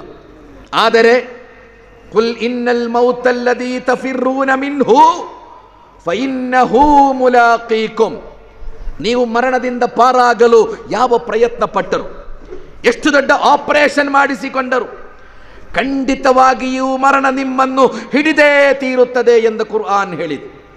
ಖಂಡಿತ ನೀವು ಸತ್ತು ಹೋಗಲೇಬೇಕು, ಖಂಡಿತ ನೀವು ಸಾಯಲೇಬೇಕು. ಸುಮ್ಮ ತುರದ್ದೂನ ಇಲಾ ಆಲಿಮಿಲ್ ಗೈಬಿ ವಶ್ಶಹಾದಾ ಫಯುನಬ್ಬಿಉಕುಂ ಬಿಮಾ ಕುಂತುಂ ತಅಮಲೂನ್. ಮರಣದೊಂದಿಗೆ ನಿಮ್ಮ ಬದುಕು ಕೊನೆಗೊಳ್ಳುವುದಿಲ್ಲ, ಬದಲಾಗಿ ಮರಣದೊಂದಿಗೆ ವಿಶಾಲವಾದ ಒಂದು ಬದುಕಿನ ಆರಂಭ ಆಗುತ್ತದೆ ಎಂದು ಕುರ್ಆನ್ ಹೇಳುವುದು. ಇಹಲೋಕದ ನಿಮ್ಮ ಬದುಕಿಗೆ ಅದರ ನಿಮ್ಮ ಬದುಕಿನ ಕರ್ಮಗಳ ಪ್ರತಿಫಲವನ್ನು ಪಡೆಯುವ ಬದುಕಿನ ಆರಂಭವಾಗಿರುತ್ತದೆ ನಿಮ್ಮ ಮರಣ ಎಂಬುದು. ಇದು ಕುರ್ಆನ್ ಪ್ರತಿಪಾದಿಸುವ ಸತ್ಯ. ಜಗತ್ತಿನಲ್ಲಿ ಬಂದ ಎಲ್ಲ ಪ್ರವಾದಿಗಳು ಕೂಡ ಹಜರತ್ ಆದಮರಿಂದ ಪ್ರವಾದಿ ಮುಹಮ್ಮದರ ತನಕ 1,24,000 ಪ್ರವಾದಿಗಳು ಮನುಷ್ಯನಿಗೆ ಬದುಕು ಕಲಿಸಿಕೊಡಲಿಕ್ಕೆ ಜಗತ್ತಿನಲ್ಲಿ ಬಂದಿದ್ದಾರೆ. ಈ ಎಲ್ಲ ಪ್ರವಾದಿಗಳು ಹೇಳಿದ್ದು ಮರಣದ ನಂತರ ನಿಮಗೆ ಒಂದು ಬದುಕು ಇದೆ ಎಂಬುದಾಗಿದೆ. ಒಂದು ಕಾಲದಲ್ಲಿ ಮನುಷ್ಯ 1000 ವರ್ಷಗಳ ಬದುಕಿದ್ದ ಅಂತ ಇತಿಹಾಸದಲ್ಲಿದೆ. 1000 ವರ್ಷಗಳ ಆಯುಷ್ಯ ಇದ್ದವರೆಲ್ಲ ಇದ್ರೂ ಈ ಜಗತ್ತಿನಲ್ಲಿ. ಕುರ್ಆನ್ ಒಬ್ಬ ಪ್ರವಾದಿಯ ಬಗ್ಗೆ ಅಲ್ಫ ಸನತಿನ್ ಇಲ್ಲಾ 50 ಆಮ ಅಂತ ಹೇಳಿದೆ. ಒಬ್ಬ ಪ್ರವಾದಿ ಹಜರತ್ ನೂಹ್ ಅಂತವರ ಹೆಸರು. ಆ ಪ್ರವಾದಿ ಈ ಜಗತ್ತಿನಲ್ಲಿ 950 ವರ್ಷಗಳವರೆಗೆ ಬದುಕಿದ್ದರು ಅಂತ. ಅದರ ಅರ್ಥ ಏನು? 950 1,000 1000ಕ್ಕೂ ಮಿಗಿಲಾದ ವರ್ಷಗಳು ಬದುಕಿದ ಒಂದು ಕಾಲ ಇತ್ತು ಈ ಜಗತ್ತಿನಲ್ಲಿ. ಆದರೆ ಈಗ ನೀವು ಅತಿ ಹೆಚ್ಚು ಬದುಕುವುದೆಂದರೆ 75-80 ವರ್ಷ. ಜಗತ್ತಿನಲ್ಲಿ 100 ವಯಸ್ಸಾದವರು ಎಷ್ಟು ಮಂದಿ ಇದ್ದಾರೆ ಅಂತ ಕೇಳಿದರೆ ಖಂಡಿತ ಲೆಕ್ಕ ಸಿಗ್ತದೆ ನಿಮಗೆ. 100 ಕ್ರಾಸ್ ಆದವರು ಇದ್ದಾರಲ್ಲ, 100 ಕ್ರಾಸ್ ಆದವರು ಎಷ್ಟು ಮಂದಿ ಇದ್ದಾರೆ ಅಂತ ನೀವು ಕೇಳಿದರೆ ಒಳ್ಳೆಯ ಅಧಿಕೃತವಾದ ಲೆಕ್ಕ ನಿಮಗೆ ಸಿಗ್ತದೆ. ಇಡೀ ಜಗತ್ತಿನಲ್ಲಿ ಇಷ್ಟು ಮಂದಿ ಇದ್ದಾರೆ ಅಂತ. ಯಾಕೆಂದರೆ ಬಹಳ ಅಪರೂಪ 100 ವಯಸ್ಸಿಗಿಂತ ಹೆಚ್ಚು ಮನುಷ್ಯ ಬದುಕುವುದು. ನೀವೆಷ್ಟು ವ್ಯಾಯಾಮ ಮಾಡಿದ್ರು, ನೀವೆಷ್ಟು ಒಳ್ಳೆಯ ಆಹಾರ ತಿಂದರು, ನೀವೆಷ್ಟು ನಿಮ್ಮ ಬಾಡಿಯ ಬಗ್ಗೆ ಎಷ್ಟು ಕಾನ್ಸಂಟ್ರೇಷನ್ ಕೊಟ್ಟಿದ್ರು, 100 ವರ್ಷಕ್ಕಿಂತ ಹೆಚ್ಚು ಬದುಕುವವರು ಈ ಜಗತ್ತಿನಲ್ಲಿ ಬೆರಳೆಣಿಕೆಯಷ್ಟು ಮಂದಿ ಮಾತ್ರ. 100 ವರ್ಷಕ್ಕಿಂತ ಹೆಚ್ಚು ಬದುಕಿದವರು ಎಷ್ಟು ಮಂದಿ ಇದ್ದಾರೆ ಅಂತ ನೆಟ್ಟಿನಲ್ಲಿ ಹೋಗಿ ನೀವು ಸರ್ಚ್ ಮಾಡಿದರೆ ನಿಮಗೆ ಲೆಕ್ಕ ಸಿಗ್ತದೆ. ಅಷ್ಟು ಕಡಿಮೆ ಮಂದಿಯೇ ಇರುವುದು. ಅಂದರೆ ನಾವೆಲ್ಲ ಬದುಕುವುದು ಒಂದು 60, 70, 80 ವರ್ಷಗಳವರೆಗೆ ಮಾತ್ರ. ನಂತರ ನೀವು ಖಂಡಿತ ಅಲ್ಲಿಯವರೆಗೆ ಎಲ್ಲರೂ ಬದುಕುತ್ತಾರೆ ಅಂತ ಹೇಳುವುದಲ್ಲ ನಾನು. 25 ವರ್ಷದಲ್ಲೂ ಮನುಷ್ಯ ಸಾಯ್ತಾ ಇದ್ದಾನೆ. ಕ್ಯಾನ್ಸರ್ ಬಂತು. 30 ವಯಸ್ಸಿನ ಯುವಕ ಎಷ್ಟು ಆರೋಗ್ಯವಂತನಾಗಿದ್ದ. ಕೇವಲ 30 ವರ್ಷದಲ್ಲಿ, 40 ವರ್ಷದಲ್ಲಿ, 28 ವರ್ಷಗಳಲ್ಲಿ ಹಲವು ಕಾರಣಗಳಿಗಾಗಿ ಮರಣ ಹೊಂದುವ ಲಕ್ಷಗಟ್ಟಲೆ ಮನುಷ್ಯರಿದ್ದಾರೆ ಸಹೋದರರೇ ಸಮಾಜದಲ್ಲಿ. ಮರಣ ಅಂದರೇನು? ಮರಣ ಅಂದರೆ ಮನುಷ್ಯನ ಅಸಹಾಯಕತೆಯ ಅತ್ಯಂತ ದೊಡ್ಡ ನಿದರ್ಶನವಾಗಿದೆ ಮರಣ ಎಂಬುದು. ನಿಮ್ಮ ಎಲ್ಲ ಸಾಮರ್ಥ್ಯಗಳು ಸೋತು ಹೋಗುವ ಸಂದರ್ಭ. ನಿಮ್ಮ ಪ್ರತಿಭೆ, ನಿಮ್ಮ ಶ್ರೀಮಂತಿಕೆ, ನಿಮ್ಮ ಅಧಿಕಾರ, ನಿಮ್ಮ ಪವರ್ ಅದೆಲ್ಲವೂ ಕೂಡ ನಿಷ್ಫಲವಾಗುವ, ಸೋತು ಹೋಗುವ ಮನುಷ್ಯನ ಅತ್ಯಂತ ದೊಡ್ಡ ಅಸಹಾಯಕತೆಯ ನಿದರ್ಶನವಾಗಿದೆ ಮರಣ ಎಂಬುದು. ಪವಿತ್ರ ಕುರಾನ್ ಎಷ್ಟು ಸುಂದರವಾಗಿ ಹೇಳಿತು. ಕಲ್ಲಾ ಇನ್ನಹಾ ಲಲಾ ಕಲ್ಲಾ ಇದಾ ಬಲಗತಿ ತರಾಕಿಯ ವಕೀಲ ಮನ್ ರಾಕ್ ವಲನ್ನ ಅನ್ನಹುಲ್ ಫಿರಾಕ್ ವಲ್ತಫತಿ ಸಾಕ್ ಬಿಸಾಕ್ ಇಲಾ ರಬ್ಬಿಕ ಯೌಮಇದಿನಿಲ್ ಮಸಾಕ್. ಕುರ್ಆನ್ನ ಚಿಂತನೆ. ನೀವು ಮರಣ ಹೊಂದುವ ಆ ಸಮಯ, ಪ್ರಾಣ ನಿಮ್ಮ ಗಂಟಲಿಗೆ ಬಂದ ಆ ಸಮಯ, ಆ ಸಂದರ್ಭದಲ್ಲಿ ಖಂಡಿತವಾಗಿಯೂ ನಿಮ್ಮನ್ನು ಕಾಪಾಡಲು, ನಿಮ್ಮನ್ನು ರಕ್ಷಿಸಲು ಜಗತ್ತಿನಲ್ಲಿ ಯಾವ ಶಕ್ತಿಗಳಿಗೂ ಸಾಧ್ಯ ಇಲ್ಲ. ದೇವನ ಆದೇಶಕ್ಕೆ ಬದ್ಧವಾಗಿ, ದೇವನ ನಿಯಮಕ್ಕೆ ಬದ್ಧವಾಗಿ ಈ ಜಗತ್ತನ್ನು ನೀವು ಬಿಟ್ಟು ಹೋಗಲೇಬೇಕಾಗಿದೆ. ಫಲೌಲಾ ಇದಾ ಬಲಗತಿಲ್ ಹುಲ್ಕೂಮ್ ವಅಂತುಂ ಹೀನಇದಿನ್ ತಂದುರೂನ್ ಫಲೌಲಾ ಇನ್ ಕುಂತುಂ ಗೈರ ಮದೀನೀನ್ ತರ್ಜಿಊನಹಾ ಇನ್ ಕುಂತುಂ ಸಾದಿಕೀನ್. ಕುರ್ಆನ್ ಕೇಳುತ್ತದೆ, ಮನುಷ್ಯರೇ ನಿಮ್ಮ ಮರಣದ ಸಂದರ್ಭ, ನೀವು ಬಹಳ ದೊಡ್ಡ ಲೀಡರ್ ಈ ಜಗತ್ತಿನಲ್ಲಿ, ಬಹಳ ದೊಡ್ಡ ಆಡಳಿತಗಾರ. ನಿಮ್ಮ ಪಾರ್ಟಿಯ ನಾಯಕರು ನಿಮ್ಮ ಬಳಿ ಇದ್ದಾರೆ. ನಿಮ್ಮ ವಿಶ್ವವಿಖ್ಯಾತ ಡಾಕ್ಟರ್ಗಳಾದ ಮಕ್ಕಳು ನಿಮ್ಮ ಬಳಿ ಇದ್ದಾರೆ. ಅವರು ವಿಶ್ವವಿಖ್ಯಾತ ಡಾಕ್ಟರ್ಸ್ಗಳು. ನಿಮ್ಮ ಬಳಿ ಎಂಜಿನಿಯರ್ಸ್ಗಳಿದ್ದಾರೆ, ನಿಮ್ಮ ಬಳಿ ಸೈಂಟಿಸ್ಟ್ಗಳಿದ್ದಾರೆ, ಎಲ್ಲರೂ ಇದ್ದಾರೆ. ಆದರೆ ನೀವು ಮರಣದ ಅಂಚಿನಲ್ಲಿದ್ದೀರಾ. ಮರಣದ ಸಂದರ್ಭ ನಿಮ್ಮದು. ಆ ಸಂದರ್ಭದಲ್ಲಿ ಜಗತ್ತಿನ ಯಾವ ಡಾಕ್ಟರ್ಸ್ಗಳಾದರೂ ನಿಮ್ಮನ್ನು ಉಳಿಸಿಕೊಳ್ಳಲು ಅವರಿಗೆ ಸಾಧ್ಯ ಇದೆಯೇ ಎಂದು ಕುರ್ಆನ್ ಕೇಳಿದೆ. ಫಲೌಲಾ ಇನ್ ಕುಂತುಂ ಗೈರ ಮದೀನೀನ್ ತರ್ಜಿಊನಹಾ ಇನ್ ಕುಂತುಂ ಸಾದಿಕೀನ್. ನಿಮ್ಮ ಪ್ರೀತಿಯ ತಂದೆ ಜಗತ್ತನ್ನು ಬಿಟ್ಟು ಹೋಗುತ್ತಾ ಇದ್ದಾನೆ. ನಿಮಗೆಷ್ಟು ಕಷ್ಟಪಟ್ಟು ಕಲಿಸಿದ್ದಾರೆ. MBBS ಕೋಟಿಗಟ್ಟಲೆ ರೂಪಾಯಿ ಖರ್ಚು ಮಾಡಿ ಮಗನೇ ನಿನಗೆ MD ಮಾಡಿದ ನಿನ್ನ ಅಪ್ಪ. ಕೋಟಿಗಟ್ಟಲೆ ರೂಪಾಯಿ ಖರ್ಚು ಮಾಡಿ ನಿನ್ನನ್ನು ವಿದೇಶಕ್ಕೆ ಕಳುಹಿಸಿ ನಿನಗೆ MS ಮಾಡಿರಿಸಿರುವ ನಿನ್ನ ಅಪ್ಪ. ಆದರೆ ನಿನ್ನ ಪ್ರೀತಿಯ ತಂದೆಯನ್ನು ಉಳಿಸಲು, ಅವನನ್ನು ಮರಣದಿಂದ ಪಾರು ಮಾಡಲು ಮಗನೇ ನನಗೆ ಸಾಧ್ಯವೇ? ಕುರ್ಆನ್ ಕೇಳಿತು, ಇಲ್ಲ ಸಹೋದರರೇ, ಖಂಡಿತ ಇಲ್ಲ. ಮರಣದ ಸಂದರ್ಭದಲ್ಲಿ ನನ್ನನ್ನು ಕಾಪಾಡಲು ಜಗತ್ತಿನ ಯಾವ ಡಾಕ್ಟರ್ಸ್ಗಳಿಗೂ ಸಾಧ್ಯ ಇಲ್ಲ. ಹಾಗೆ ಸಾಧ್ಯ ಆಗುತ್ತಿದ್ದರೆ ಜಗತ್ತಿನಲ್ಲಿ ಯಾವ ಆಡಳಿತಗಾರರು ಸಾಯ್ತಾ ಇರಲಿಲ್ಲ. ಯಾವ ಅಧ್ಯಕ್ಷರು, ಯಾವ ಪ್ರಧಾನಮಂತ್ರಿಗಳು, ಯಾವ ಕೈಗಾರಿಕೋದ್ಯಮಗಳು ಈ ಜಗತ್ತಿನಲ್ಲಿ ಸಾಯ್ತಾ ಇರಲಿಲ್ಲ. ಬದುಕುತ್ತಾ ಇದ್ದರು. ಆದರೆ ಅವರೆಲ್ಲರೂ ಸಾಯ್ತಾ ಇದ್ದಾರೆ. ಯಾಕೆಂದರೆ ಮರಣದಿಂದ ನಿಮ್ಮನ್ನು ಪಾರುಗೊಳಿಸಲು, ಮರಣ ನಿಮ್ಮ ಗಂಟಲಿಗೆ ಬಂದರೆ ಮತ್ತು ನಿಮ್ಮ ಜೀವ ಉಳಿಸಲು ಈ ಜಗತ್ತಿನಲ್ಲಿ ಯಾರಿಗೂ ಸಾಧ್ಯ ಇಲ್ಲ. ನಿಮ್ಮ ಬದುಕನ್ನು ಮರಳಿಕೊಡಲು ನಿಮಗೆ ಸಾಧ್ಯವೇ ಅಂತ ಕುರ್ಆನ್ ಹೇಳಿದೆ. ವಾಂತುಂ ಹೀನೈದಿನ್ ತಂದುರೂನ್. ನಿಮ್ಮ ಕಣ್ಣ ಎದುರಿನಲ್ಲಿ ಅಲ್ಲವೇ ನಿಮ್ಮ ನಾಯಕ ಸತ್ತು ಹೋಗುತ್ತಾ ಇರುವುದು? ನಿಮ್ಮ ಕಣ್ಣ ಎದುರಿನಲ್ಲಿ ಅಲ್ಲವೇ ಈ ಜಗತ್ತಿನ ಅತ್ಯಂತ ದೊಡ್ಡ ಶ್ರೀಮಂತನ ಸಾವು ಬರುತ್ತಾ ಇರುವುದು?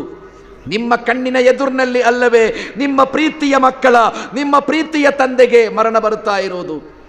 ಆದರೆ ಅವರನ್ನು ಮರಣದಿಂದ ಪಾರು ಮಾಡಲು, ಅವರಿಗೆ ಬದುಕನ್ನು ಮರಳಿಕೊಡಲು, ಮರಣ ಆಗದಂತೆ ಅವರನ್ನು ಈ ಮಣ್ಣಿನಲ್ಲಿ ಉಳಿಸಿಕೊಳ್ಳಲು ಜಗತ್ತಿನಲ್ಲಿ ಯಾರಿಗಾದರೂ ಸಾಧ್ಯವೇ? ಕುರ್ಆನ್ ಹೇಳಿತ್ತು, ಖಂಡಿತ ಸಾಧ್ಯ ಇಲ್ಲ, ನಡೆಯದ ಕೆಲಸ. ಪವಿತ್ರ ಕುರ್ಆನ್ ಫರೋವ ಎಂಬ ಒಬ್ಬ ಅತ್ಯಂತ ದೊಡ್ಡ ಅಕ್ರಮಿಯ ಇತಿಹಾಸ ಹೇಳಿದೆ. ಫರೋವ ಜಗತ್ತಿನಲ್ಲಿ ಅತ್ಯಂತ ದೊಡ್ಡ ಅಕ್ರಮಿಯಾಗಿದ್ದ ಅವ. ಅನ ರಬ್ಬುಕುಮುಲ್ ಆಲಾ ಅಂತ ಹೇಳಿದ್ದ ಫರೋವ. ನನಗಿಂತ ದೊಡ್ಡ ದೇವರೇ ಇಲ್ಲ ಎಂದು ಹೇಳಿದ್ದ ಫರೋವ. ಈಜಿಪ್ಟಿನಲ್ಲಿ ಆಡಳಿತ ನಡೆಸುತ್ತಿದ್ದ. ದೌರ್ಜನ್ಯದ, ಅನ್ಯಾಯದ, ಭಯೋತ್ಪಾದನೆಯ ಆಡಳಿತವಾಗಿತ್ತು ಫರೋವನ ಆಡಳಿತ. ನನ್ನ ಅಧಿಕಾರವನ್ನು ಪ್ರಶ್ನಿಸುವ ಒಬ್ಬ ಯುವಕ ಸಮಾಜದಲ್ಲಿ ಬೆಳೆಯಬಾರದು ಎಂಬ ಕಾರಣಕ್ಕೆ ಅಲ್ಲಿ ಹುಟ್ಟುತ್ತಿದ್ದ ಎಲ್ಲ ಗಂಡು ಮಕ್ಕಳನ್ನು ಬಂಡೆಕಲ್ಲಿಗೆ ಎಸೆದು ಕೊಲ್ತಾ ಇದ್ದಾವ. ಅಂತಹ ಕ್ರೂರಿ. ಅಲೈಸಲಿ ಬಿಮಿಲ್ಕ್ ಮುಸರ್. ಈಜಿಪ್ಟ್ ನನ್ನ ಅಧಿಕಾರದಲ್ಲಿದೆ. ಈಜಿಪ್ಟಿನಲ್ಲಿ ಹರಿಯುತ್ತಿರುವ ನೈಲ್ ನದಿ ಅದು ನನ್ನ ಆದೇಶಕ್ಕೆ ಬದ್ಧವಾಗಿ ಹರಿಯುತ್ತಾ ಇದೆ. ನನಗಿಂತ ದೊಡ್ಡ ದೇವರೇ ಇಲ್ಲ ಎಂದು ಈ ಜಗತ್ತಿನಲ್ಲಿ ವಾದ ಮಂಡಿಸಿದ್ದ, ಅತ್ಯಂತ ದೌರ್ಜನ್ಯದ, ಅನ್ಯಾಯದ ಸರ್ವಾಧಿಕಾರವನ್ನು ನಡೆಸಿದ್ದ ಫರೋವಾನ ಅಂತ್ಯದ ಬಗ್ಗೆ ಕುರ್ಆನ್ ಹೇಳುತ್ತದೆ. ಅವನಿಗೆ ಮರಣ ಬಂತು. ಅವನಿಗೆ ಮರಣ ಬರ್ತಾ ಇದೆ. ಹತ್ತಾ ಇದಾ ಅದ್ರಕಹಲ್ ಗರಕು. ಅವನ ಮರಣದ ಸಂದರ್ಭ, ಗಂಟಲಿಗೆ ಅವನ ಪ್ರಾಣ ಬಂದ ಸಂದರ್ಭ. ಕಾಲ ಆಮಂತು. ನಾನು ನನ್ನನ್ನು ಸೃಷ್ಟಿಸಿದ ದೇವನನ್ನು ನಂಬಿದ್ದೇನೆ, ಅವನಿಗೆ ನಾನು ಶರಣಾಗತನಾಗಿದ್ದೇನೆ ಎಂದು ಅವ ಹೇಳಿದ್ದ ಎಂದು. ಅಂದರೆ ಮರಣ ಖಂಡಿತವಾಗಿಯೂ ನಿಮ್ಮನ್ನು ಸೋಲಿಸುವ ಪ್ರಕ್ರಿಯೆ. ನೀವೆಷ್ಟು ಧೈರ್ಯಶಾಲಿಗಳಾಗಿದ್ದರು, ನಿಮ್ಮ ಕೈಯಲ್ಲಿ ಎಷ್ಟು ಪವರ್ ಇದ್ದರು, ನಿಮಗೆ ಲಕ್ಷಗಟ್ಟಲೆ ಅಲ್ಲ ಕೋಟಿಗಟ್ಟಲೆ ಬೆಂಬಲಿಗರಿದ್ದರು, ಖಂಡಿತವಾಗಿಯೂ ಮರಣ ಎಂಬ ವಾಸ್ತವಿಕತೆಯ ಎದುರಿನಲ್ಲಿ ನೀವು ಸೋತು ಹೋಗಲೇಬೇಕು. ನಾನು ಮತ್ತು ನೀವು ಖಂಡಿತ ಸೋಲ್ಲಲೇಬೇಕು. ಒಂದು ದಿವಸ ನಾವೆಷ್ಟು ಮರಣದ ಬಗ್ಗೆ ಕೇಳ್ತೇವೆ. ಇಂತಹ ವ್ಯಕ್ತಿ ಮರಣ ಹೊಂದಿದ, ಇಂತಹ ವ್ಯಕ್ತಿ ಮರಣ ಹೊಂದಿದ. ಒಂದು ದಿವಸ ನನ್ನ ಮರಣದ ಬಗ್ಗೆ ಖಂಡಿತ ವಾರ್ತೆ ಬಂದದೇ ಬರುತ್ತದೆ. ನಮ್ಮಲ್ಲಿ ಪ್ರತಿಯೊಬ್ಬರ ಮರಣದ ಬಗ್ಗೆ ಖಂಡಿತ ಈ ಜಗತ್ತಿನಲ್ಲಿ ವಾರ್ತೆಗಳು ಬರಲೇಬೇಕಾಗಿದೆ. ಆದ್ದರಿಂದ ಕುರ್ಆನ್ ಮರಣದ ಬಗ್ಗೆ ಬಹಳ ಸವಿಸ್ತಾರವಾಗಿ ಪ್ರತಿಪಾದಿಸಿ. ಇನ್ನು ಮನುಷ್ಯನ ಮರಣದ ನಂತರ ಏನು ಎಂಬ ಒಂದು ಪ್ರಶ್ನೆ ಇದೆಯಲ್ಲ, ಈ ಪ್ರಶ್ನೆ ಅತ್ಯಂತ ಪ್ರಮುಖವಾದ ಒಂದು ಪ್ರಶ್ನೆ. ಅದು ಬಹಳ ಪ್ರಮುಖವಾದ ಒಂದು ಪ್ರಶ್ನೆ. ಯಾಕೆಂದರೆ ದೇವವಿಶ್ವಾಸ ಮನುಷ್ಯನನ್ನು ಕೆಡುಕಿನಿಂದ ತಡೆಯುತ್ತಾ ಇಲ್ಲ. ನಮಗೆಲ್ಲ ಗೊತ್ತಿದೆ ಅಲ್ಲ, ಜಗತ್ತಿನಲ್ಲಿ ಎಲ್ಲ ಅನ್ಯಾಯ ಮಾಡುತ್ತಾ ಇರುವವರು ಯಾರು? ದೇವ ವಿರೋಧಿಗಳಲ್ಲ, ದೇವನ ಮೇಲೆ ವಿಶ್ವಾಸ ಇಡುವವರು.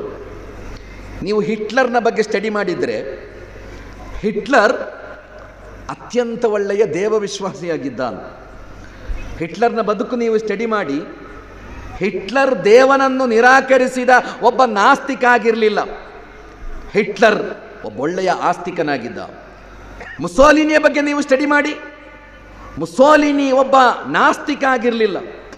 ದೇವನನ್ನು ನಂಬದ, ದೇವನನ್ನು ತಿರಸ್ಕರಿಸಿದ ಒಬ್ಬ ನಾಸ್ತಿಕ ಆಗಿರಲಿಲ್ಲ ಮುಸೋಲಿನಿ. ಮುಸೋಲಿನಿ ಒಬ್ಬ ದೇವವಿಶ್ವಾಸಿಯಾಗಿದ್ದ. ದೇವವಿಶ್ವಾಸ ಇದ್ದುಕೊಂಡೇ ಲಕ್ಷಗಟ್ಟಲೆ ಮನುಷ್ಯರನ್ನು ಅವರು ಕೊಂದು ಮುಗಿಸಿದ್ರು ಜಗತ್ತಿನಲ್ಲಿ. ಇವತ್ತಿಗೂ ಸಾವಿರಗಟ್ಟಲೆ ಮನುಷ್ಯರನ್ನು, ಲಕ್ಷಗಟ್ಟಲೆ ಮನುಷ್ಯರನ್ನು ಕೊಂದು ಹಾಕುತ್ತಿರುವವರು ಅವರು ಯಾರು ಕೂಡ ದೇವ ವಿರೋಧಿಗಳಲ್ಲ. ಒಬ್ಬ ವ್ಯಕ್ತಿ ಹೇಳಿದ್ರು, ನಿರಪರಾಧಿ ಮಕ್ಕಳ ಮೇಲೆ ಬಾಂಬು ಸುರಿಸಿದ ಮೇಲೆ, ನಿರಪರಾಧಿ ಮಹಿಳೆಯರನ್ನು ಕೊಂದ ನಂತರ ಆ ಮನುಷ್ಯ ಜಗತ್ತಿನೊಂದಿಗೆ ಹೇಳಿದರು, ನನಗೆ ಅವರನ್ನು ಕೊಲ್ಲಲು ದೇವ ಆದೇಶ ಕೊಟ್ಟಿದ್ದಾನೆ ಅಂತ. ಕೊಲ್ಲುತ್ತಿರುವುದು ಯಾರನ್ನು? ನಿರಪರಾಧಿಗಳನ್ನು. ಕೊಲ್ಲುತ್ತಿರುವುದು ಅಸಹಾಯಕರಾದ ಮಹಿಳೆಯರನ್ನು. ನಿದ್ದೆಯಲ್ಲಿರುವಾಗ ಬಾಂಬು ಸುರಿಸುವುದು, ಶಾಲೆಗಳ ಮೇಲೆ ಬಾಂಬು ಸುರಿಸುವುದು, ಆಸ್ಪತ್ರೆಗಳ ಮೇಲೆ ಬಾಂಬು ಸುರಿಸುವುದು ನಾವೆಲ್ಲ ನೋಡ್ತಾ ಇದ್ದೇವೆಲ್ಲ ಜಗತ್ತಿನಲ್ಲಿ. ಇಷ್ಟೆಲ್ಲ ಮಾಡಿ ಜಗತ್ತಿನ ಒಬ್ಬ ನಾಯಕ, ಆ ನಾಯಕ ಹೇಳಿದ್ರು, ನಿರಪರಾಧಿಗಳನ್ನು ಕೊಂದ ಬಗ್ಗೆ ಪ್ರಶ್ನಿಸಿದಾಗ ನನಗೆ ದೇವನಿಂದ ಆದೇಶ ಬಂದಿತ್ತು ಅಂತ. ನಾನು ಹೇಳುತ್ತಿರುವುದು, ಲಕ್ಷಗಟ್ಟಲೆ ಮನುಷ್ಯರನ್ನು ಕೊಲ್ಲುತ್ತಿರುವ ಕ್ರೂರಿಗಳಿಗೆ, ಲಕ್ಷಗಟ್ಟಲೆ ಮನುಷ್ಯರನ್ನು ಕೊಲ್ಲುತ್ತಿರುವ ರಾಕ್ಷಸರಿಗೆ, ಅವರಿಗೂ ಸಹೋದರರೇ ದೇವವಿಶ್ವಾಸ ಇದೆ. ದೇವವಿಶ್ವಾಸ ಏನು ಕಡಿಮೆಯಾಗಲಿಲ್ಲ. ಆದರೆ ದೇವವಿಶ್ವಾಸ ಯಾಕೆ ಅವರನ್ನು ಕೆಡುಕಿನಿಂದ ತಡೆಯುತ್ತಾ ಇಲ್ಲ? ಯಾಕೆ ದೇವವಿಶ್ವಾಸಿಗಳು ಅತ್ಯಾಚಾರಿಗಳಾಗ್ತಾ ಇದ್ದಾರೆ? ಯಾಕೆ ದೇವವಿಶ್ವಾಸಿಗಳು ಭ್ರಷ್ಟಾಚಾರಿಗಳಾಗ್ತಾ ಇದ್ದಾರೆ? ಯಾಕೆ ದೇವವಿಶ್ವಾಸಿಗಳು ಭಯೋತ್ಪಾದಕರಾಗ್ತಾ ಇದ್ದಾರೆ? ಯಾಕೆ ದೇವವಿಶ್ವಾಸಿಗಳು ಕೋಮುವಾದಿಗಳಾಗ್ತಾ ಇದ್ದಾರೆ? ಯಾಕೆಂದರೆ ಕೇವಲ ದೇವವಿಶ್ವಾಸದಿಂದ ಮನುಷ್ಯನಿಗೆ ಯಾವ ಪ್ರಯೋಜನವೂ ಇರುವುದಿಲ್ಲ. ದೇವವಿಶ್ವಾಸ ಪ್ರಯೋಜನಕಾರಿಯಾಗಬೇಕಾದರೆ ದೇವನನ್ನು ಪ್ರಶ್ನಿಸ್ತಾನೆ ಎಂಬ ವಿಶ್ವಾಸ ಇರಬೇಕು. ಕುರ್ಆನ್ನಲ್ಲಿ ಕಲ್ಲ ಇನ್ನಲ್ ಇನ್ಸಾನ ಲಯತುಗ ಅರ್ರಾಹು ಇಸ್ತಗ್ನಾ ಇನ್ನ ಇಲಾ ರಬ್ಬಿಕ ರುಜಿಯಾ ಅಂತ ಹೇಳಿತು. ಯಾಕೆ ಮನುಷ್ಯ ಕೆಟ್ಟು ಹೋದ? ಯಾಕೆ ಅವ ರೇಪ್ ಮಾಡ್ತಾ ಇದ್ದಾನೆ? ಯಾಕೆ ಅವ ಭ್ರಷ್ಟಾಚಾರಿಯಾಗಿದ್ದಾನೆ? ಯಾಕೆ ಅವ ಬಾಂಬು ಸಿಡಿಸ್ತಾ ಇದ್ದಾನೆ? ಯಾಕೆ ಅವ ನಿರಪರಾಧಿಗಳನ್ನು ಕೊಲ್ತಾ ಇದ್ದಾನೆ? ಯಾಕೆ ಮನುಷ್ಯರ ಬದುಕಿನೊಂದಿಗೆ ಚೆಲ್ಲಾಟ ಆಡ್ತಾ ಇದ್ದಾನೆ? ಯಾಕೆ ಅವ ಕ್ರೂರಿಯಾಗಿದ್ದಾನೆ? ಕಲ್ಲಾ ಇನ್ನಲ್ ಇನ್ಸಾನ ಲಯತುಗಾ ಅರ್ರಾಹು ಇಸ್ತಗ್ನಾ ಇನ್ನ ಇಲಾ ರಬ್ಬಿಕ ರುಜಿಆ. ನನ್ನನ್ನು ನೋಡುವ, ನನ್ನನ್ನು ಪ್ರಶ್ನಿಸುವ ಒಬ್ಬ ದೇವನಿದ್ದಾನೆ ಎಂಬ ಸತ್ಯವನ್ನು ಮನುಷ್ಯ ಮರೆತು ಬಿಟ್ಟಿದ್ದಾನೆ. ಅದು ಸಮಸ್ಯೆಗಳ ಮೂಲ ಕಾರಣ. ನನಗೆ ದೇವನಿದ್ದಾನೆ ಎಂದು ಮಾತ್ರ ಅಲ್ಲ, ನನ್ನ ದೇವ ಖಂಡಿತವಾಗಿಯೂ ನನ್ನ ಬದುಕಿನ ಬಗ್ಗೆ ಪ್ರಶ್ನಿಸ್ತಾನೆ. ಅವನ ಸನ್ನಿಧಿಯಲ್ಲಿ ನನ್ನ ಕರ್ಮಗಳೊಂದಿಗೆ ಹಾಜರಾಗುವ ಒಂದು ದಿನ ಬರಲಿದೆ ಎಂಬ ವಿಶ್ವಾಸ ಇಲ್ಲದ ಹೊರತು ದೇವವಿಶ್ವಾಸದಿಂದ ಯಾವ ಪ್ರಯೋಜನವೂ ಆಗುವುದಿಲ್ಲ. ಪವಿತ್ರ ಕುರ್ಆನ್ನಲ್ಲಿ ದೇವನನ್ನು ಪರಿಚಯ ಮಾಡಿಕೊಡುವಾಗ ಅಲ್ಹಮ್ದುಲಿಲ್ಲಾಹಿ ರಬ್ಬಿಲ್ ಆಲಮೀನ್ ಅಂತ ಹೇಳಲಾಯಿತು. ಅವನು ಸರ್ವಲೋಕಗಳ ಪ್ರಭು ಅಂತ. ಇದರಲ್ಲಿ ನಮಗೆಲ್ಲ ಅಭಿಪ್ರಾಯ ವ್ಯತ್ಯಾಸ ಇಲ್ಲಲ್ಲ, ನಾವೆಲ್ಲ ಒಪ್ಪಿಕೊಳ್ತೇವೆ ಇದನ್ನು. ನಮ್ಮನ್ನು ಸೃಷ್ಟಿಸಿರುವ ದೇವ ಸರ್ವಲೋಕಗಳ ಪ್ರಭು. ಅರ್ ರಹ್ಮಾನ್ ರಹೀಮ್ ಅಂತ ಹೇಳಲಾಯಿತು. ಅವನು ಬಹಳ ದೊಡ್ಡ ಕರುಣಾಮಯಿ, ಕರುಣಾನಿಧಿ ಅಂತ. ಅದರಲ್ಲೂ ನಮಗೆ ಯಾವುದೇ ಅಭಿಪ್ರಾಯ ವ್ಯತ್ಯಾಸ ಇಲ್ಲ. ಅವನಿಗೆ ಅಷ್ಟು ದೊಡ್ಡ ಕರುಣೆ ಇಲ್ಲದೆ ಇರ್ತಿದ್ರೆ ನಾವು ಈ ಜಗತ್ತಿನಲ್ಲಿ ಉಳಿತಾನೇ ಇರಲಿಲ್ಲ. ಇಷ್ಟೆಲ್ಲ ಕೆಟ್ಟ ಕೆಲಸ ಮಾಡಿ ಕೂಡ ದೇವ ಮತ್ತೂ ಮಳೆ ಬರಿಸ್ತಾ ಇದ್ದಾನಲ್ಲ. ನಾವೆಲ್ಲ ಇಷ್ಟು ಕ್ರೂರಿಗಳಾಗಿಯೂ ಮತ್ತು ದೇವ ನಮಗೆ ಮಳೆಯನ್ನು ಕೊಡ್ತಾ ಇದ್ದಾನೆ, ನೀರು ಕೊಡ್ತಾ ಇದ್ದಾನೆ, ಗಾಳಿಯೂ ಕೊಡ್ತಾ ಇದ್ದಾನಲ್ಲ. ಅವು ಬಹಳ ದೊಡ್ಡ ಕರುಣಾಮಯಿ. ಇದರಲ್ಲಿ ನಮಗೆ ಯಾರಿಗೂ ಅಭಿಪ್ರಾಯ ವ್ಯತ್ಯಾಸ ಇಲ್ಲ. ದೇವನ ಪರಿಚಯ ಅಲ್ಲಿಗೆ ಮುಗಿಯುವುದಿಲ್ಲ. ನಂತರ ಕುರ್ಆನ್ ಹೇಳಿತು, ಮಾಲಿಕ್ ಯೌಮಿದ್ದೀನ್, ನಿರ್ಣಾಯಕ ದಿನದ ಅಧಿಪತಿ ಅವನು. ಖಂಡಿತ ನಿಮ್ಮ ಮರಣದ ನಂತರ ಅವನ ನ್ಯಾಯಾಲಯದಲ್ಲಿ, ಅವನ ಸನ್ನಿಧಿಯಲ್ಲಿ ನಿಮ್ಮ ಬದುಕಿನ ವಿಚಾರಣೆಗಾಗಿ ಅವನು ನಿಮ್ಮನ್ನು ಖಂಡಿತ ಒಂದುಗೂಡಿಸ್ತಾನೆ. ಇದು ಈ ಜಗತ್ತಿನಲ್ಲಿ ಎಲ್ಲ ಪ್ರವಾದಿಗಳು ಹೇಳಿದರು. ಪವಿತ್ರ ಕುರ್ಆನ್ ಅದನ್ನು ಆಧಾರ ಸಹಿತ ಹೇಳಿತು.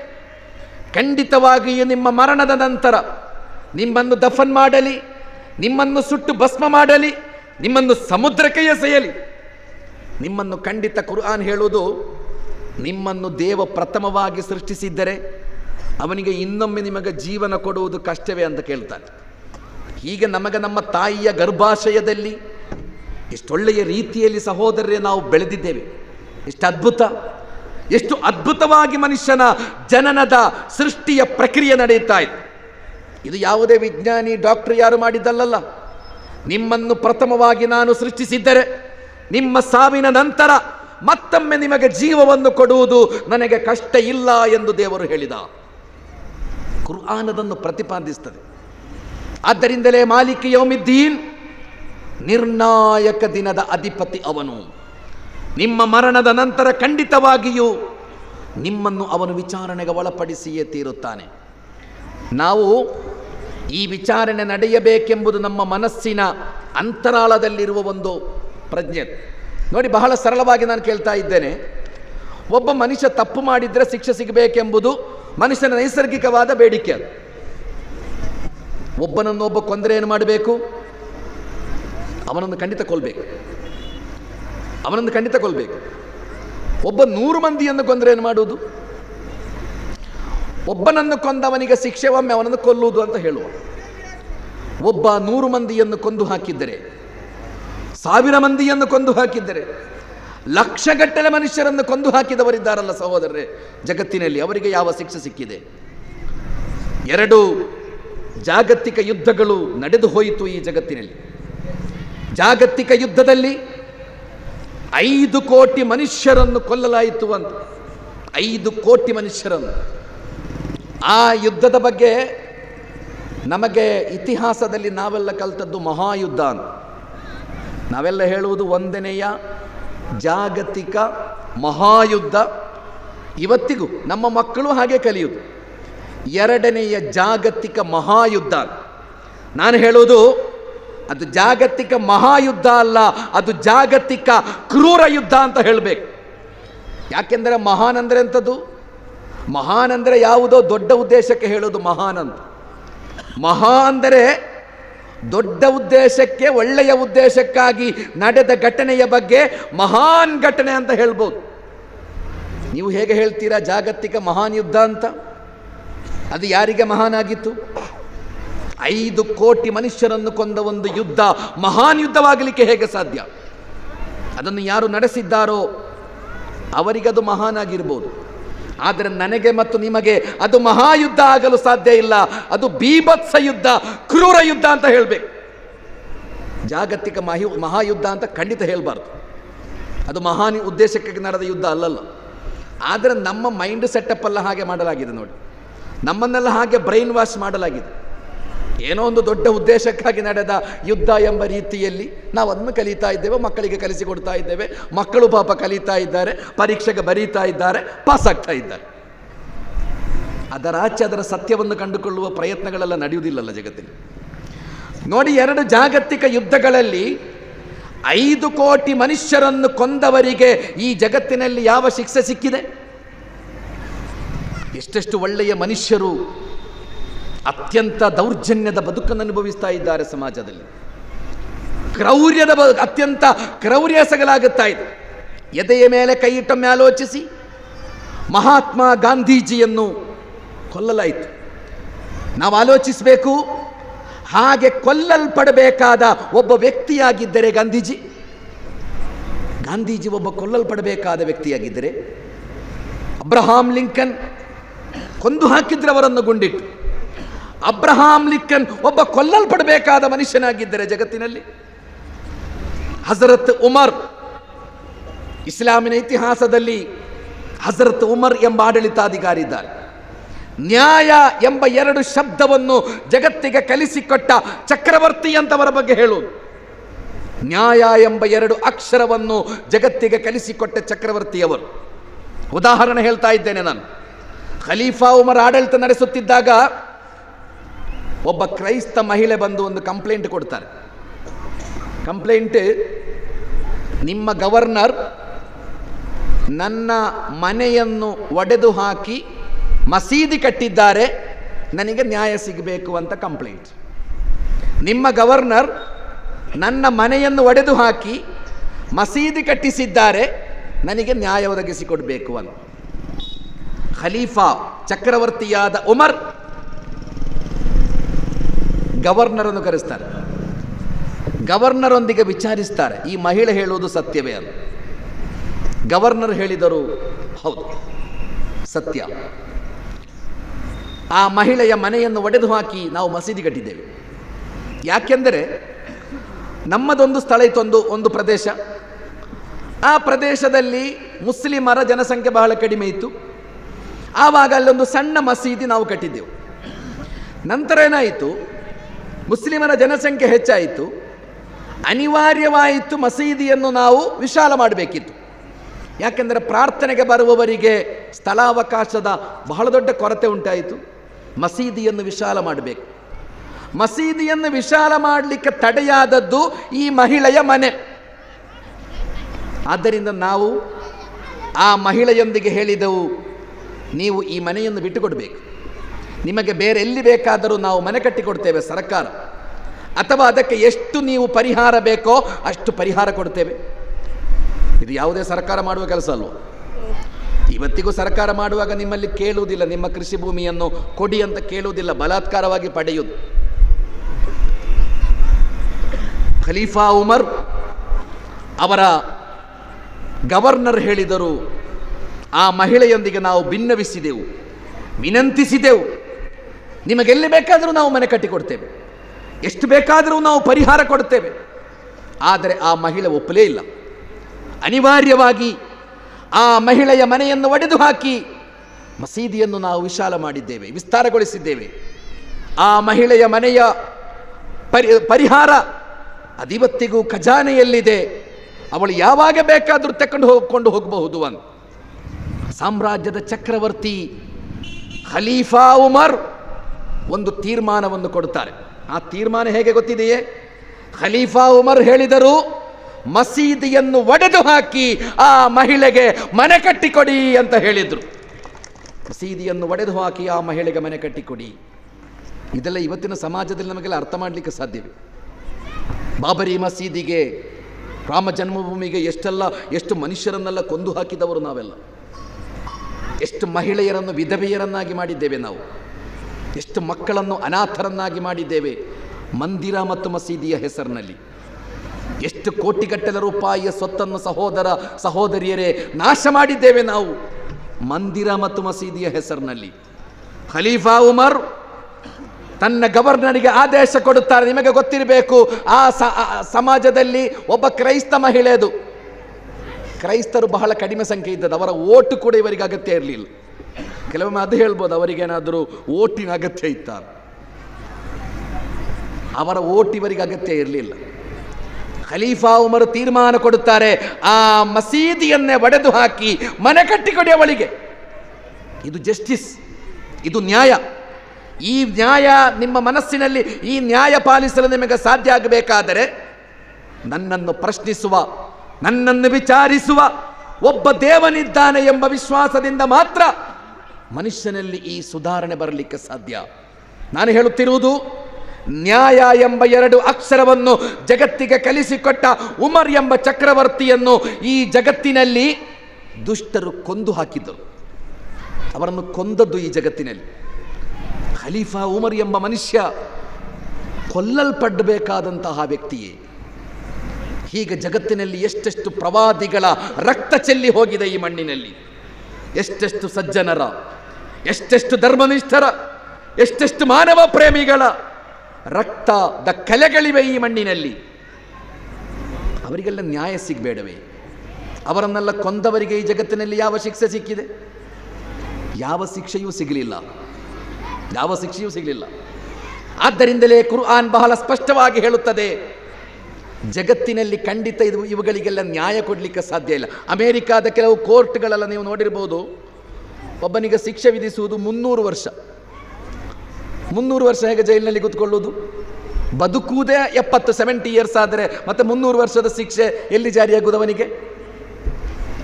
ಯಾಕೆಂದ್ರೆ ನಾವು ಅಷ್ಟು ಕೆಲಸ ಮಾಡಿದ್ದಾರೆ. 300 ವರ್ಷ ಅಲ್ಲ, 1000 ವರ್ಷ ಶಿಕ್ಷೆ ವಿಧಿಸಬೇಕಾದಷ್ಟು ಬೇಡದ ಕೆಲಸ. ಆದ್ದರಿಂದಲೇ ಅಮೆರಿಕಾದ ಕೆಲವು ಕೋರ್ಟ್ಗಳೆಲ್ಲ ಕೆಲವರಿಗೆ 300 ವರ್ಷ ಅಲ್ಲ ಶಿಕ್ಷೆ ವಿಧಿಸುವುದು. ಅನುಭವಿಸಲು ಸಾಧ್ಯವೇ ಜಗತ್ತಿನಲ್ಲಿ? ಜಗತ್ತಷ್ಟು ವಿಶಾಲ ಅಲ್ಲ, ಜಗತ್ತಷ್ಟು ವಿಸ್ತಾರ ಅಲ್ಲ. ಜಗತ್ತಿನಲ್ಲಿ ಒಳ್ಳೆಯ ಕೆಲಸ ಮಾಡುವವರಿಗೆ ಪ್ರತಿಫಲ ಸಿಗುವುದು ಬಹಳ ಕಡಿಮೆ. ಈ ಜಗತ್ತಿನಲ್ಲಿ ಒಳ್ಳೆಯ ಮನುಷ್ಯರಿಗೆ ಕಲ್ಲೆಸೆಯುವವರೇ ಇರುವುದು, ಕಲ್ಲೆಸೆಯುವವರೇ ಇರ್ತಾರೆ. ನೋಡಿ, ಜನರೆಲ್ಲ ಕಲ್ಲೆಸೆಯುವುದು ಮಾವಿನ ಮರಕ್ಕೆ.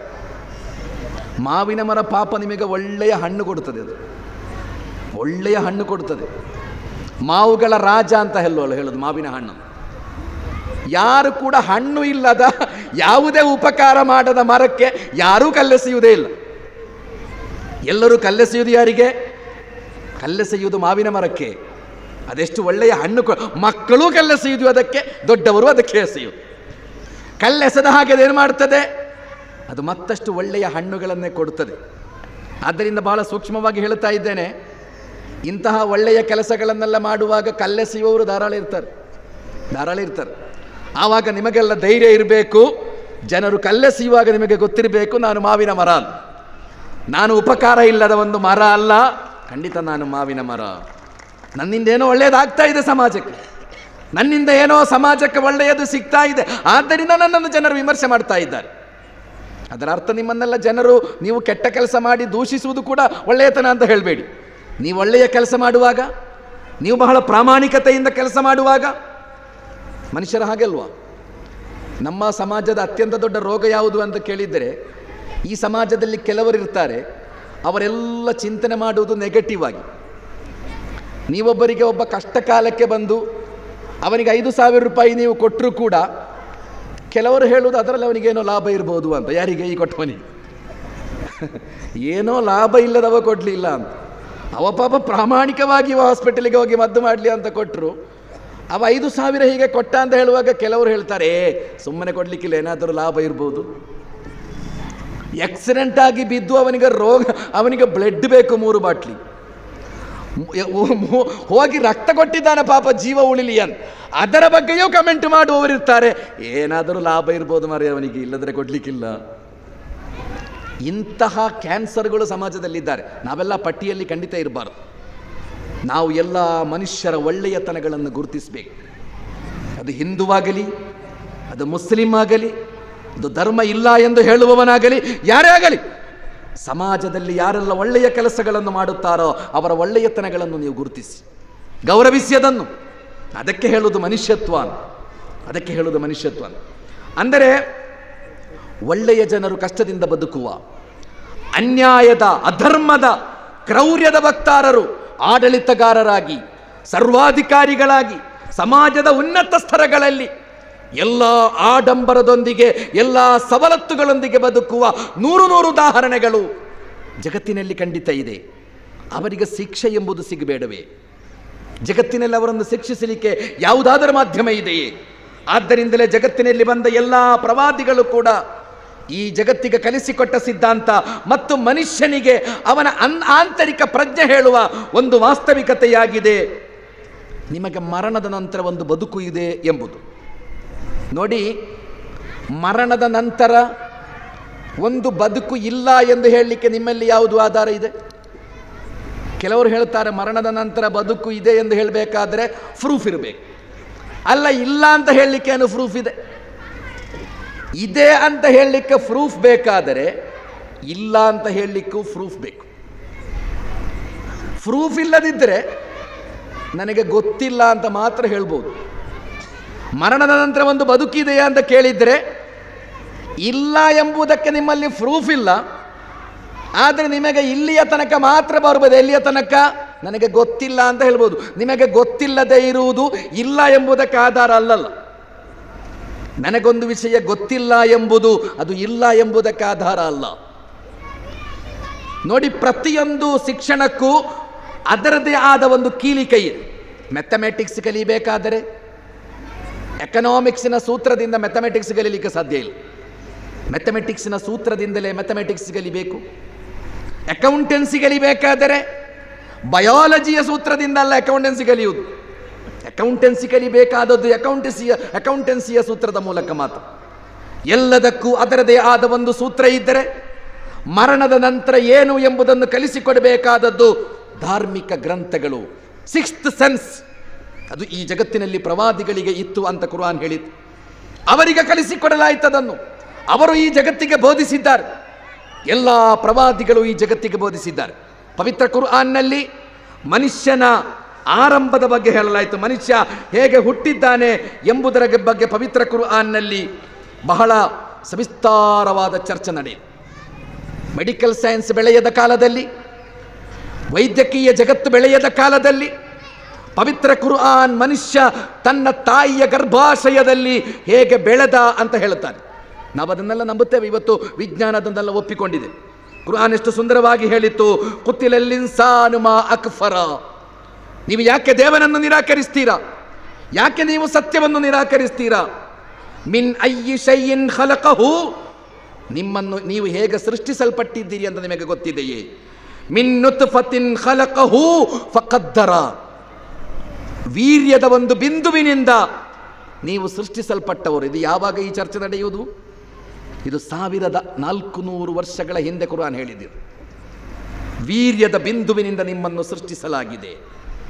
ನಿಮ್ಮ ತಂದೆ ಮತ್ತು ನಿಮ್ಮ ತಾಯಿಯ ಬೀಜದಿಂದ ನಿಮ್ಮನ್ನು ಸೃಷ್ಟಿಸಲಾಯಿತು. ಸುಮ್ಮ ಸಬೀಲ ಯಸ್ಸರ. ಮತ್ತೆ ಪವಿತ್ರ ಕುರ್ಆನ್ ಹೊಟ್ಟೆಯಲ್ಲಿ ಮನುಷ್ಯನ ಬೆಳವಣಿಗೆಯ ವಿವಿಧ ಹಂತಗಳನ್ನು ಹೇಳಿದೆ.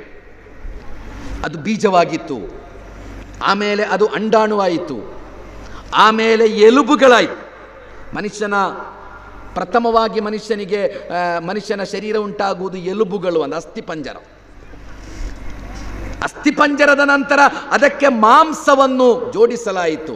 ಇದೆಲ್ಲ ಕುರ್ಆನ್ ಚರ್ಚೆ ಮಾಡಿದೆ. ಹೀಗೆಲ್ಲ ಕುರ್ಆನ್ನಲ್ಲಿ ಬಹಳ ವಿವರವಾಗಿ ಚರ್ಚೆ ಇದೆ. ಹೀಗೆಲ್ಲ ಇದೆಲ್ಲ 1400 ವರ್ಷಗಳ ಹಿಂದೆ ಪ್ರತಿಪಾದಿಸುವುದತ್ತೆ. ಇದಲ್ಲ, ನಿಮ್ಮನ್ನು ಅಸ್ಥಿಪಂಜರವನ್ನಾಗಿ ಮಾಡಲಾಯಿತು ತಾಯಿಯ ಹೊಟ್ಟೆಯಲ್ಲಿ.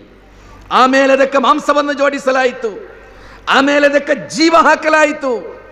ನಂತರ ನೀವು ಹೊರಗೆ ಬರ್ತೀರಾ. ಹೊರಗೆ ಬಂದು ಆರಾಮವಾಗಿ ನೀವು ಬದುಕುತ್ತೀರಾ. ಬದುಕಿ ಒಂದು ದಿವಸ ನೀವು ಸತ್ತು ಹೋಗ್ತೀರಾ. ಇದೆಲ್ಲ ಕುರ್ಆನ್ ಹೇಳಿತು. ಇದೆಲ್ಲ ಕುರ್ಆನ್ ಹೇಳುವಾಗ ಇದನ್ನೆಲ್ಲ ಸೈನ್ಸ್ ಕೂಡ ಹಾಗೆ ಹೇಳುತ್ತದೆ. ಕುರ್ಆನ್ ಅಷ್ಟು ಹೇಳಿ ಮುಗಿಸಲಿಲ್ಲ. ಕುರ್ಆನ್ ಅಷ್ಟು ಹೇಳಿ ಮತ್ತೆ ಹೇಳಿತು, ಸುಮ್ಮ ಇದಾ ಶಾಅ ಅನ್ಶರ. ಹುಟ್ಟು ಹೇಳಿತು, ಬೆಳವಣಿಗೆಯ ವಿವಿಧ ಹಂತಗಳನ್ನು ಕುರ್ಆನ್ ವಿವರಿಸಿತು.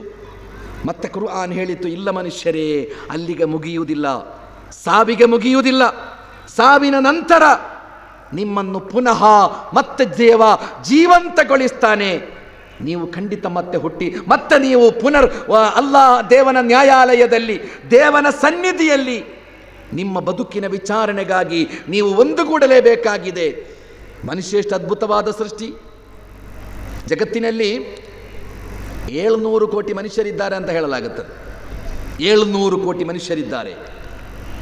ಎಷ್ಟೋ ಕೋಟಿಗಟ್ಟಲೆ ಮನುಷ್ಯರು ಈ ಮಣ್ಣಿನಲ್ಲಿ ಬದುಕಿ ಸತ್ತು ಹೋಗಿದ್ದಾರೆ. ಇನ್ನೆಷ್ಟೋ ಕೋಟಿಗಟ್ಟಲೆ ಮನುಷ್ಯರು ಈ ಮಣ್ಣಿಗೆ ಬರಲಿಕ್ಕಿದ್ದಾರೆ.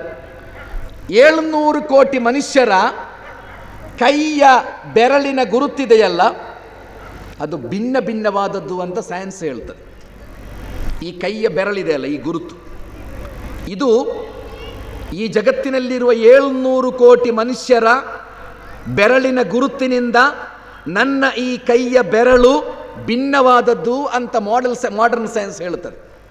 ಕುರ್ಆನ್ 14 ಶತಮಾನಗಳ ಹಿಂದೆ ಹೇಳಿತು, ಬಲಾ ಕಾದಿರೀನ ಅಲಾ ಅನ್ನು ಸವ್ವಿಯ ಬನಾನ. ನಿಮ್ಮನ್ನು ಮರಣದ ನಂತರ ನಿಮ್ಮ ವಿಚಾರಣೆ ನಡೆಯುತ್ತದೆ ಎಂಬುದನ್ನು ನೀವು ನಿರಾಕರಿಸುವುದೇ, ನಿಮ್ಮ ಕೈಯ ಬೆರಳುಗಳನ್ನು ನಾವು ಸರಿಪಡಿಸಿಲ್ಲವೇ ಅಂತ ಕುರ್ಆನ್ ಕೇಳುತ್ತದೆ. ಆದ್ದರಿಂದಲೇ ಇವತ್ತಿಗೂ ನೋಡಿ, ಅಧಿಕೃತವಾದ ದಾಖಲೆಗಳಿಗೆ ನೀವು ಹೆಬ್ಬೆಟ್ಟು ಹಾಕಬೇಕು. ಸಿಗ್ನೇಚರ್ ಮಾಡಿದರೆ ಆಗುವುದಿಲ್ಲ. ನೀವು ಜಾಗ ಅಲ್ಲ ನಿಮ್ಮ ಹೆಸರಿಗೆ ರಿಜಿಸ್ಟ್ರೇಷನ್ ಮಾಡಿಸುವುದಾದರೆ ಆಧಾರ್ ಕಾರ್ಡಿಗೆ ನೀವು ಹೆಬ್ಬೆಟ್ಟೊತ್ತು ಬೇಕು. ನಾನು ಹೆಬ್ಬೆಟ್ಟು ಮಾಡುವುದಿಲ್ಲ, ನಾನು MBA ಕಲ್ತವ, ನಾನು BTech ಮಾಡಿರುವ ಇಂಜಿನಿಯರ್, ಆದ್ದರಿಂದ ನಾನು ಚೆನ್ನಾಗಿ ಇಂಗ್ಲೀಷ್ನಲ್ಲಿ ಸಿಗ್ನೇಚರ್ ಮಾಡ್ತೇನೆ, ಹೆಬ್ಬೆಟ್ಟು ಒತ್ತುವುದಿಲ್ಲ ಅಂತ ಹೇಳಿದರೆ ನಡೆಯುವುದಿಲ್ಲ. ಯಾಕೆ ನಡೆಯುವುದಿಲ್ಲ ಅಂದರೆ ನಿಮ್ಮ ಹಾಗೆ ಸಿಗ್ನೇಚರ್ ಇನ್ನೊಬ್ಬ ಮಾಡಬಹುದು, ಆದರೆ ಈ ಹೆಬ್ಬೆಟ್ಟಿನ ಗುರುತಿದೆಯಲ್ಲ, ಜಗತ್ತಿನ 700 ಕೋಟಿ ಮನುಷ್ಯರಿಗೆ ನಿಮ್ಮ ಗುರುತು ಇಲ್ಲ. ಎಷ್ಟು ವೈಜ್ಞಾನಿಕವಾಗಿ ಮನುಷ್ಯ ಸೃಷ್ಟಿಸಲ್ಪಟ್ಟ. ನಮಗೆಲ್ಲ 2 ಕಣ್ಣುಗಳಿವೆ ಸಹೋದರರೇ, 2 ಕಣ್ಣುಗಳಿವೆ. ನಿಮಗೆ ಗೊತ್ತಿರಬೇಕು, ನನ್ನ ಈ 2 ಕಣ್ಣಿದೆಯಲ್ಲ, ಜಗತ್ತಿನ 700 ಕೋಟಿ ಮನುಷ್ಯರಿಗೆ 1400 ಕೋಟಿ ಕಣ್ಣಿದೆ. ಈ 1400 ಕೋಟಿ ಕಣ್ಣುಗಳು ಭಿನ್ನ ಭಿನ್ನವಾದದ್ದು ಅಂತ ಹೇಳುತ್ತದೆ ಮಾಡರ್ನ್ ಸೈನ್ಸ್. ಇವತ್ತಿಗೂ ನೀವು ವಿದೇಶಗಳಿಗೆ ಹೋಗುವುದಾದರೆ ನಿಮ್ಮ ಕಣ್ಣನ್ನು ಸ್ಕ್ಯಾನ್ ಮಾಡ್ತಾರೆ. ಯಾಕೆ ಅದು ಕಣ್ಣು ಸ್ಕ್ಯಾನ್ ಮಾಡುವುದು? ಏರ್ಪೋರ್ಟ್ಗಳಲ್ಲಿ ನಿಮ್ಮ ಕಣ್ಣು ಯಾಕೆ ಸ್ಕ್ಯಾನ್ ಮಾಡ್ತಾರೆ? ಯಾಕೆಂದರೆ ನಿಮ್ಮಂತಹ ಕಣ್ಣು ಈ ಜಗತ್ತಿನ 700 ಕೋಟಿ ಮನುಷ್ಯರಿಗೆ ಇಲ್ಲ. ಎಷ್ಟು ಅದ್ಭುತವಾಗಿ ಮನುಷ್ಯ ಸೃಷ್ಟಿಸಲ್ಪಟ್ಟ. ಅಂತಹ ಮನುಷ್ಯ ಹೊಣೆಗಾರಿಕೆಗಳಿಲ್ಲದೆ ಒಂದು ನಾಯಿ ಸತ್ತು ಹೋಗುವಂತೆ ಮನುಷ್ಯ ಸತ್ತು ಹೋಗಲಿಕ್ಕೆ ಸಾಧ್ಯವೇ? ನನ್ನ ತಲೆಯಲ್ಲಿ ಎಷ್ಟು ಸಾವಿರಗಟ್ಟಲೆ ತಲೆ ಕೂದಲುಗಳಿವೆ. ಜಗತ್ತಿನ 700 ಕೋಟಿ ಮನುಷ್ಯರ ತಲೆಯಲ್ಲಿ ಎಷ್ಟು ಬಿಲಿಯನ್ ಗಟ್ಟಲೆ ತಲೆ ಕೂದಲುಗಳಿವೆ. ಮಾಡರ್ನ್ ಸೈನ್ಸ್ ಹೇಳುತ್ತದೆ, ಈ 700 ಕೋಟಿ ಮನುಷ್ಯರ ತಲೆ ಕೂದಲುಗಳನ್ನು ಒಂದು ಕಡೆ ಹಾಕಿದರೆ ಆ ತಲೆ ಕೂದಲುಗಳಿಂದ ನಿಮ್ಮ ತಲೆ ಕೂದಲನ್ನು DNA ಟೆಸ್ಟಿನ ಮೂಲಕ ನಿಮ್ಮ ತಲೆ ಕೂದಲನ್ನು ಬೇರ್ಪಡಿಸಬಹುದು ಅಂತ. ಅಂದರೆ 700 ಕೋಟಿ ಮನುಷ್ಯರ ತಲೆ ಕೂದಲುಗಳು ಭಿನ್ನ ಭಿನ್ನವಾದದ್ದು. ನನ್ನ ಶರೀರಕ್ಕೆ ಒಂದು ವಾಸನೆ ಇದೆ, ಒಂದು ಗಂಧ ಇದೆ, ಒಂದು ವಾಸನೆ ಇದೆ, ಎಲ್ಲರಿಗೂ ಇದೆ. ನಿಮ್ಮ ಶರೀರದ ಗಂಧ 700 ಕೋಟಿ ಮನುಷ್ಯರ ಗಂಧಕ್ಕಿಂತ ಭಿನ್ನ ಆದದ್ದು ಅಂತ. ಕಳ್ಳರನ್ನು ಹುಡುಕಲಿಕ್ಕೆ ಯಾಕೆ ಪೊಲೀಸರು ಪೊಲೀಸ್ ನಾಯಿಯನ್ನು ಉಪಯೋಗಿಸ್ತಾರೆ?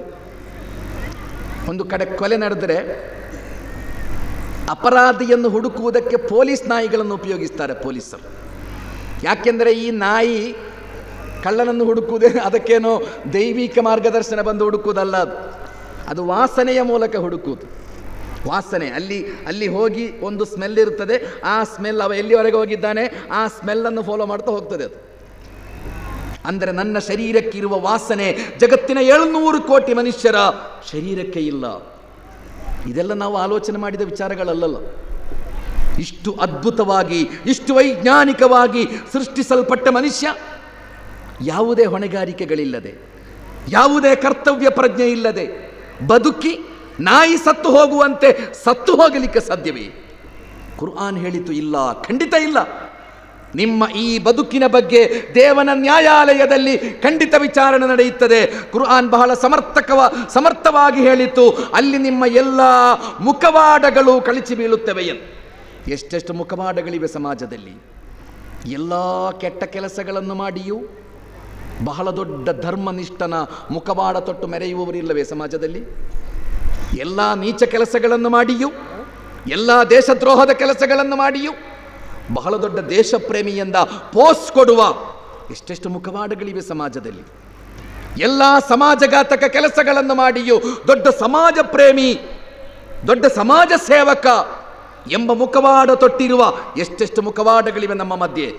ದೇವ ಹೇಳಿದ, ದೇವನ ನ್ಯಾಯಾಲಯದಲ್ಲಿ ವಿಚಾರಣೆ ನಡೆಯುವಾಗ ನಿಮ್ಮ ಎಲ್ಲ ಮುಖವಾಡಗಳು ಕಳಚಿ ಬೀಳುತ್ತವೆ.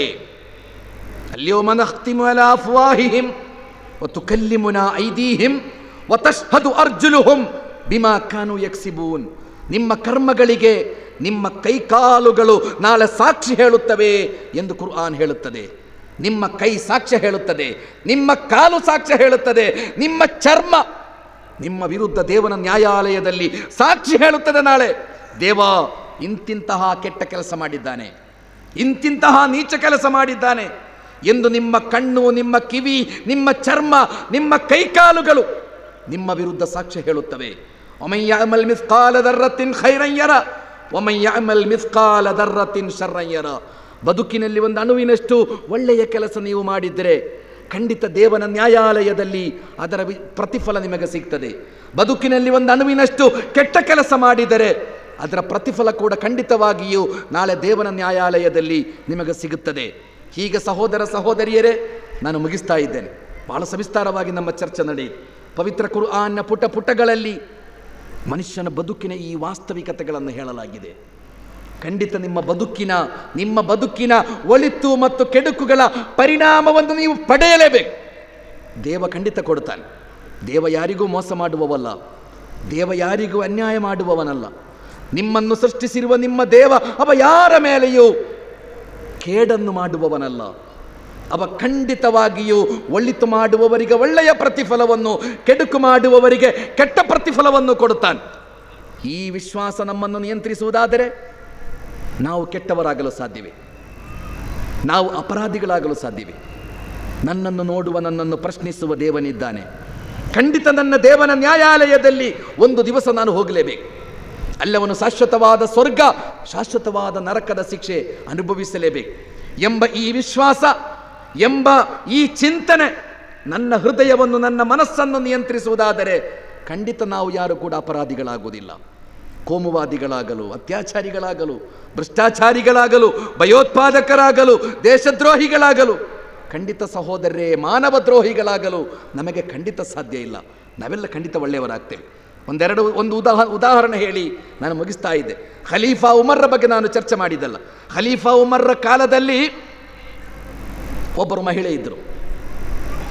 ಈ ದನದ ಹಾಲು ಕರೆದು ಅದನ್ನು ಮಾರಾಟ ಮಾಡಿ ಬದುಕುವ ತಾಯಿ ಮತ್ತು ಮಗಳು. ಎಲ್ಲೋ ಪರ್ವತದ ತಪ್ಪಲಿನಲ್ಲಿ ಅವರು ಒಂದು ಸಣ್ಣ ಮನೆಯಲ್ಲಿ ಅವರು ವಾಸ ಮಾಡ್ತಾ ಇದ್ದಾರೆ.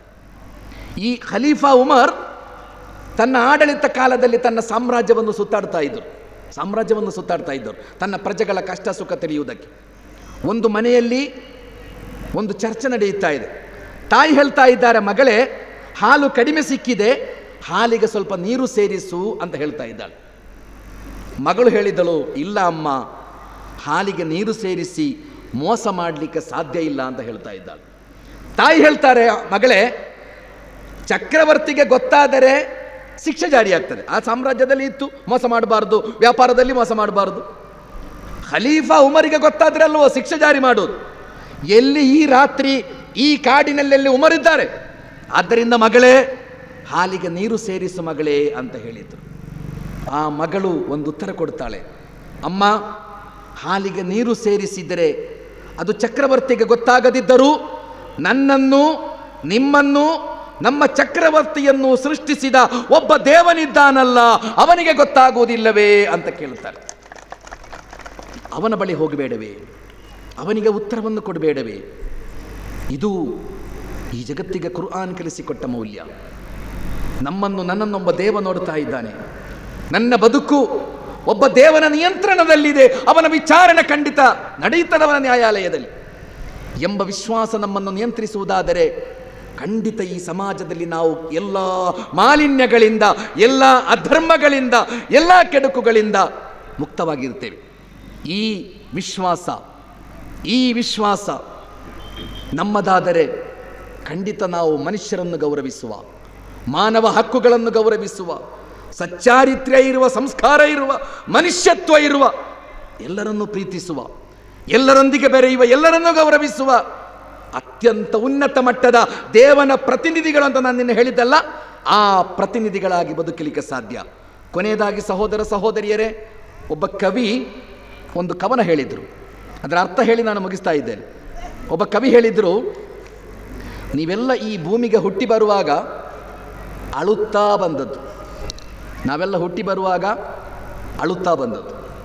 ಅಂದು ನಿಮ್ಮ ತಂದೆ, ನಿಮ್ಮ ತಾಯಿ, ನಿಮ್ಮ ಬಂಧು ಮಿತ್ರಾದಿಗಳು ಸಂತೋಷದಿಂದ ನಗುನಗುತ್ತಾ ಸಂಭ್ರಮಿಸ್ತಾ ಇದ್ದರು.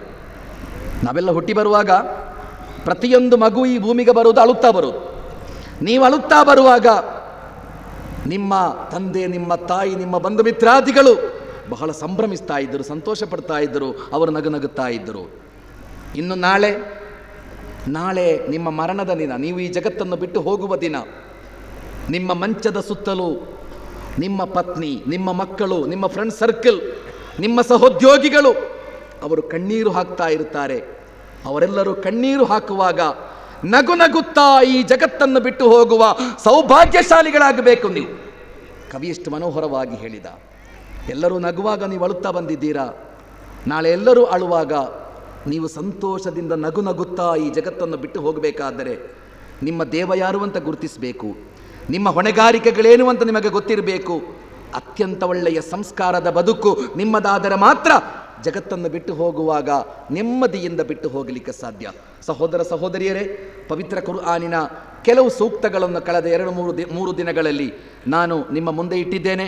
ಕುರ್ಆನ್ನಲ್ಲಿ ಹೀಗೆ ಮನುಷ್ಯನ ಬದುಕನ್ನು ವಿವರಿಸುವ 6000ಕ್ಕಿಂತ ಮಿಗಿಲಾದ ಸೂಕ್ತಗಳಿವೆ. ಆ ಸೂಕ್ತಗಳೆಲ್ಲವೂ ಮನುಷ್ಯನ ಬಗ್ಗೆ ಚರ್ಚೆ ಮಾಡುವ, ಮನುಷ್ಯನ ಬದುಕಿಗೆ ಸಂಸ್ಕಾರವನ್ನು ಕಲಿಸಿಕೊಡುವ, ಮನುಷ್ಯತ್ವವನ್ನು ಕಲಿಸಿಕೊಡುವ ಚಿಂತನೆಗಳಾಗಿವೆ. ಪವಿತ್ರ ಕುರ್ಆನ್ನ ಕನ್ನಡ ಅನುವಾದ ನಮ್ಮಲ್ಲಿ ಲಭ್ಯ ಇದೆ. ಕುರ್ಆನ್ನ ಚಿಂತನೆ ನಡೆಸಲು, ಕುರ್ಆನ್ನ ಅಧ್ಯಯನ ನಡೆಸಲು ನೀವೆಲ್ಲ ಸಿದ್ಧರಾಗಬೇಕು ಎಂಬ ಪ್ರಾಮಾಣಿಕವಾದ ವಿನಂತಿಯೊಂದಿಗೆ ಬಹಳ ಗಂಭೀರವಾಗಿ, ಬಹಳ ಶಿಸ್ತುಬದ್ಧವಾಗಿ ಈ ಪ್ರವಚನವನ್ನು ಆಲಿಸಿದ, 3 ದಿನಗಳ ಕಾಲ ಆಲಿಸಿದ ನಿಮಗೆಲ್ಲರಿಗೂ ಕೃತಜ್ಞತೆಗಳನ್ನು ಹೇಳಿ, ಸ್ವಾಗತ ಸಮಿತಿಯ ಅಧ್ಯಕ್ಷರು ಮತ್ತು ಎಲ್ಲ ಸದಸ್ಯರಿಗೆ ಅರ್ಹವಾದ ಪ್ರತಿಫಲವನ್ನು ಆ ದೇವ ಕೊಡಲಿ ಎಂಬ ಪ್ರಾರ್ಥನೆಯೊಂದಿಗೆ ಈ ವೇದಿಕೆಯಲ್ಲಿರುವ ಎಲ್ಲ ಗಣ್ಯರಿಗೂ ಕೃತಜ್ಞತೆಯನ್ನು ಹೇಳಿ ನನ್ನ ಈ ಪ್ರವಚನವನ್ನು ಮುಗಿಸ್ತಾ ಇದ್ದೇನೆ. ವಾಹೃ ದೇವಾನ ಅನಿಲ್ ಹಮ್ದುಲಿಲ್ಲಾಹಿ ರಬ್ಬಿಲ್ ಆಲಮೀನ್. ಅಸ್ಸಲಾಮು ಅಲೈಕುಂ. ನಿಮ್ಮೆಲ್ಲರ ಮೇಲೆ ದೇವನ ಶಾಂತಿ ಮತ್ತು ಕರುಣೆ ಇರಲಿ.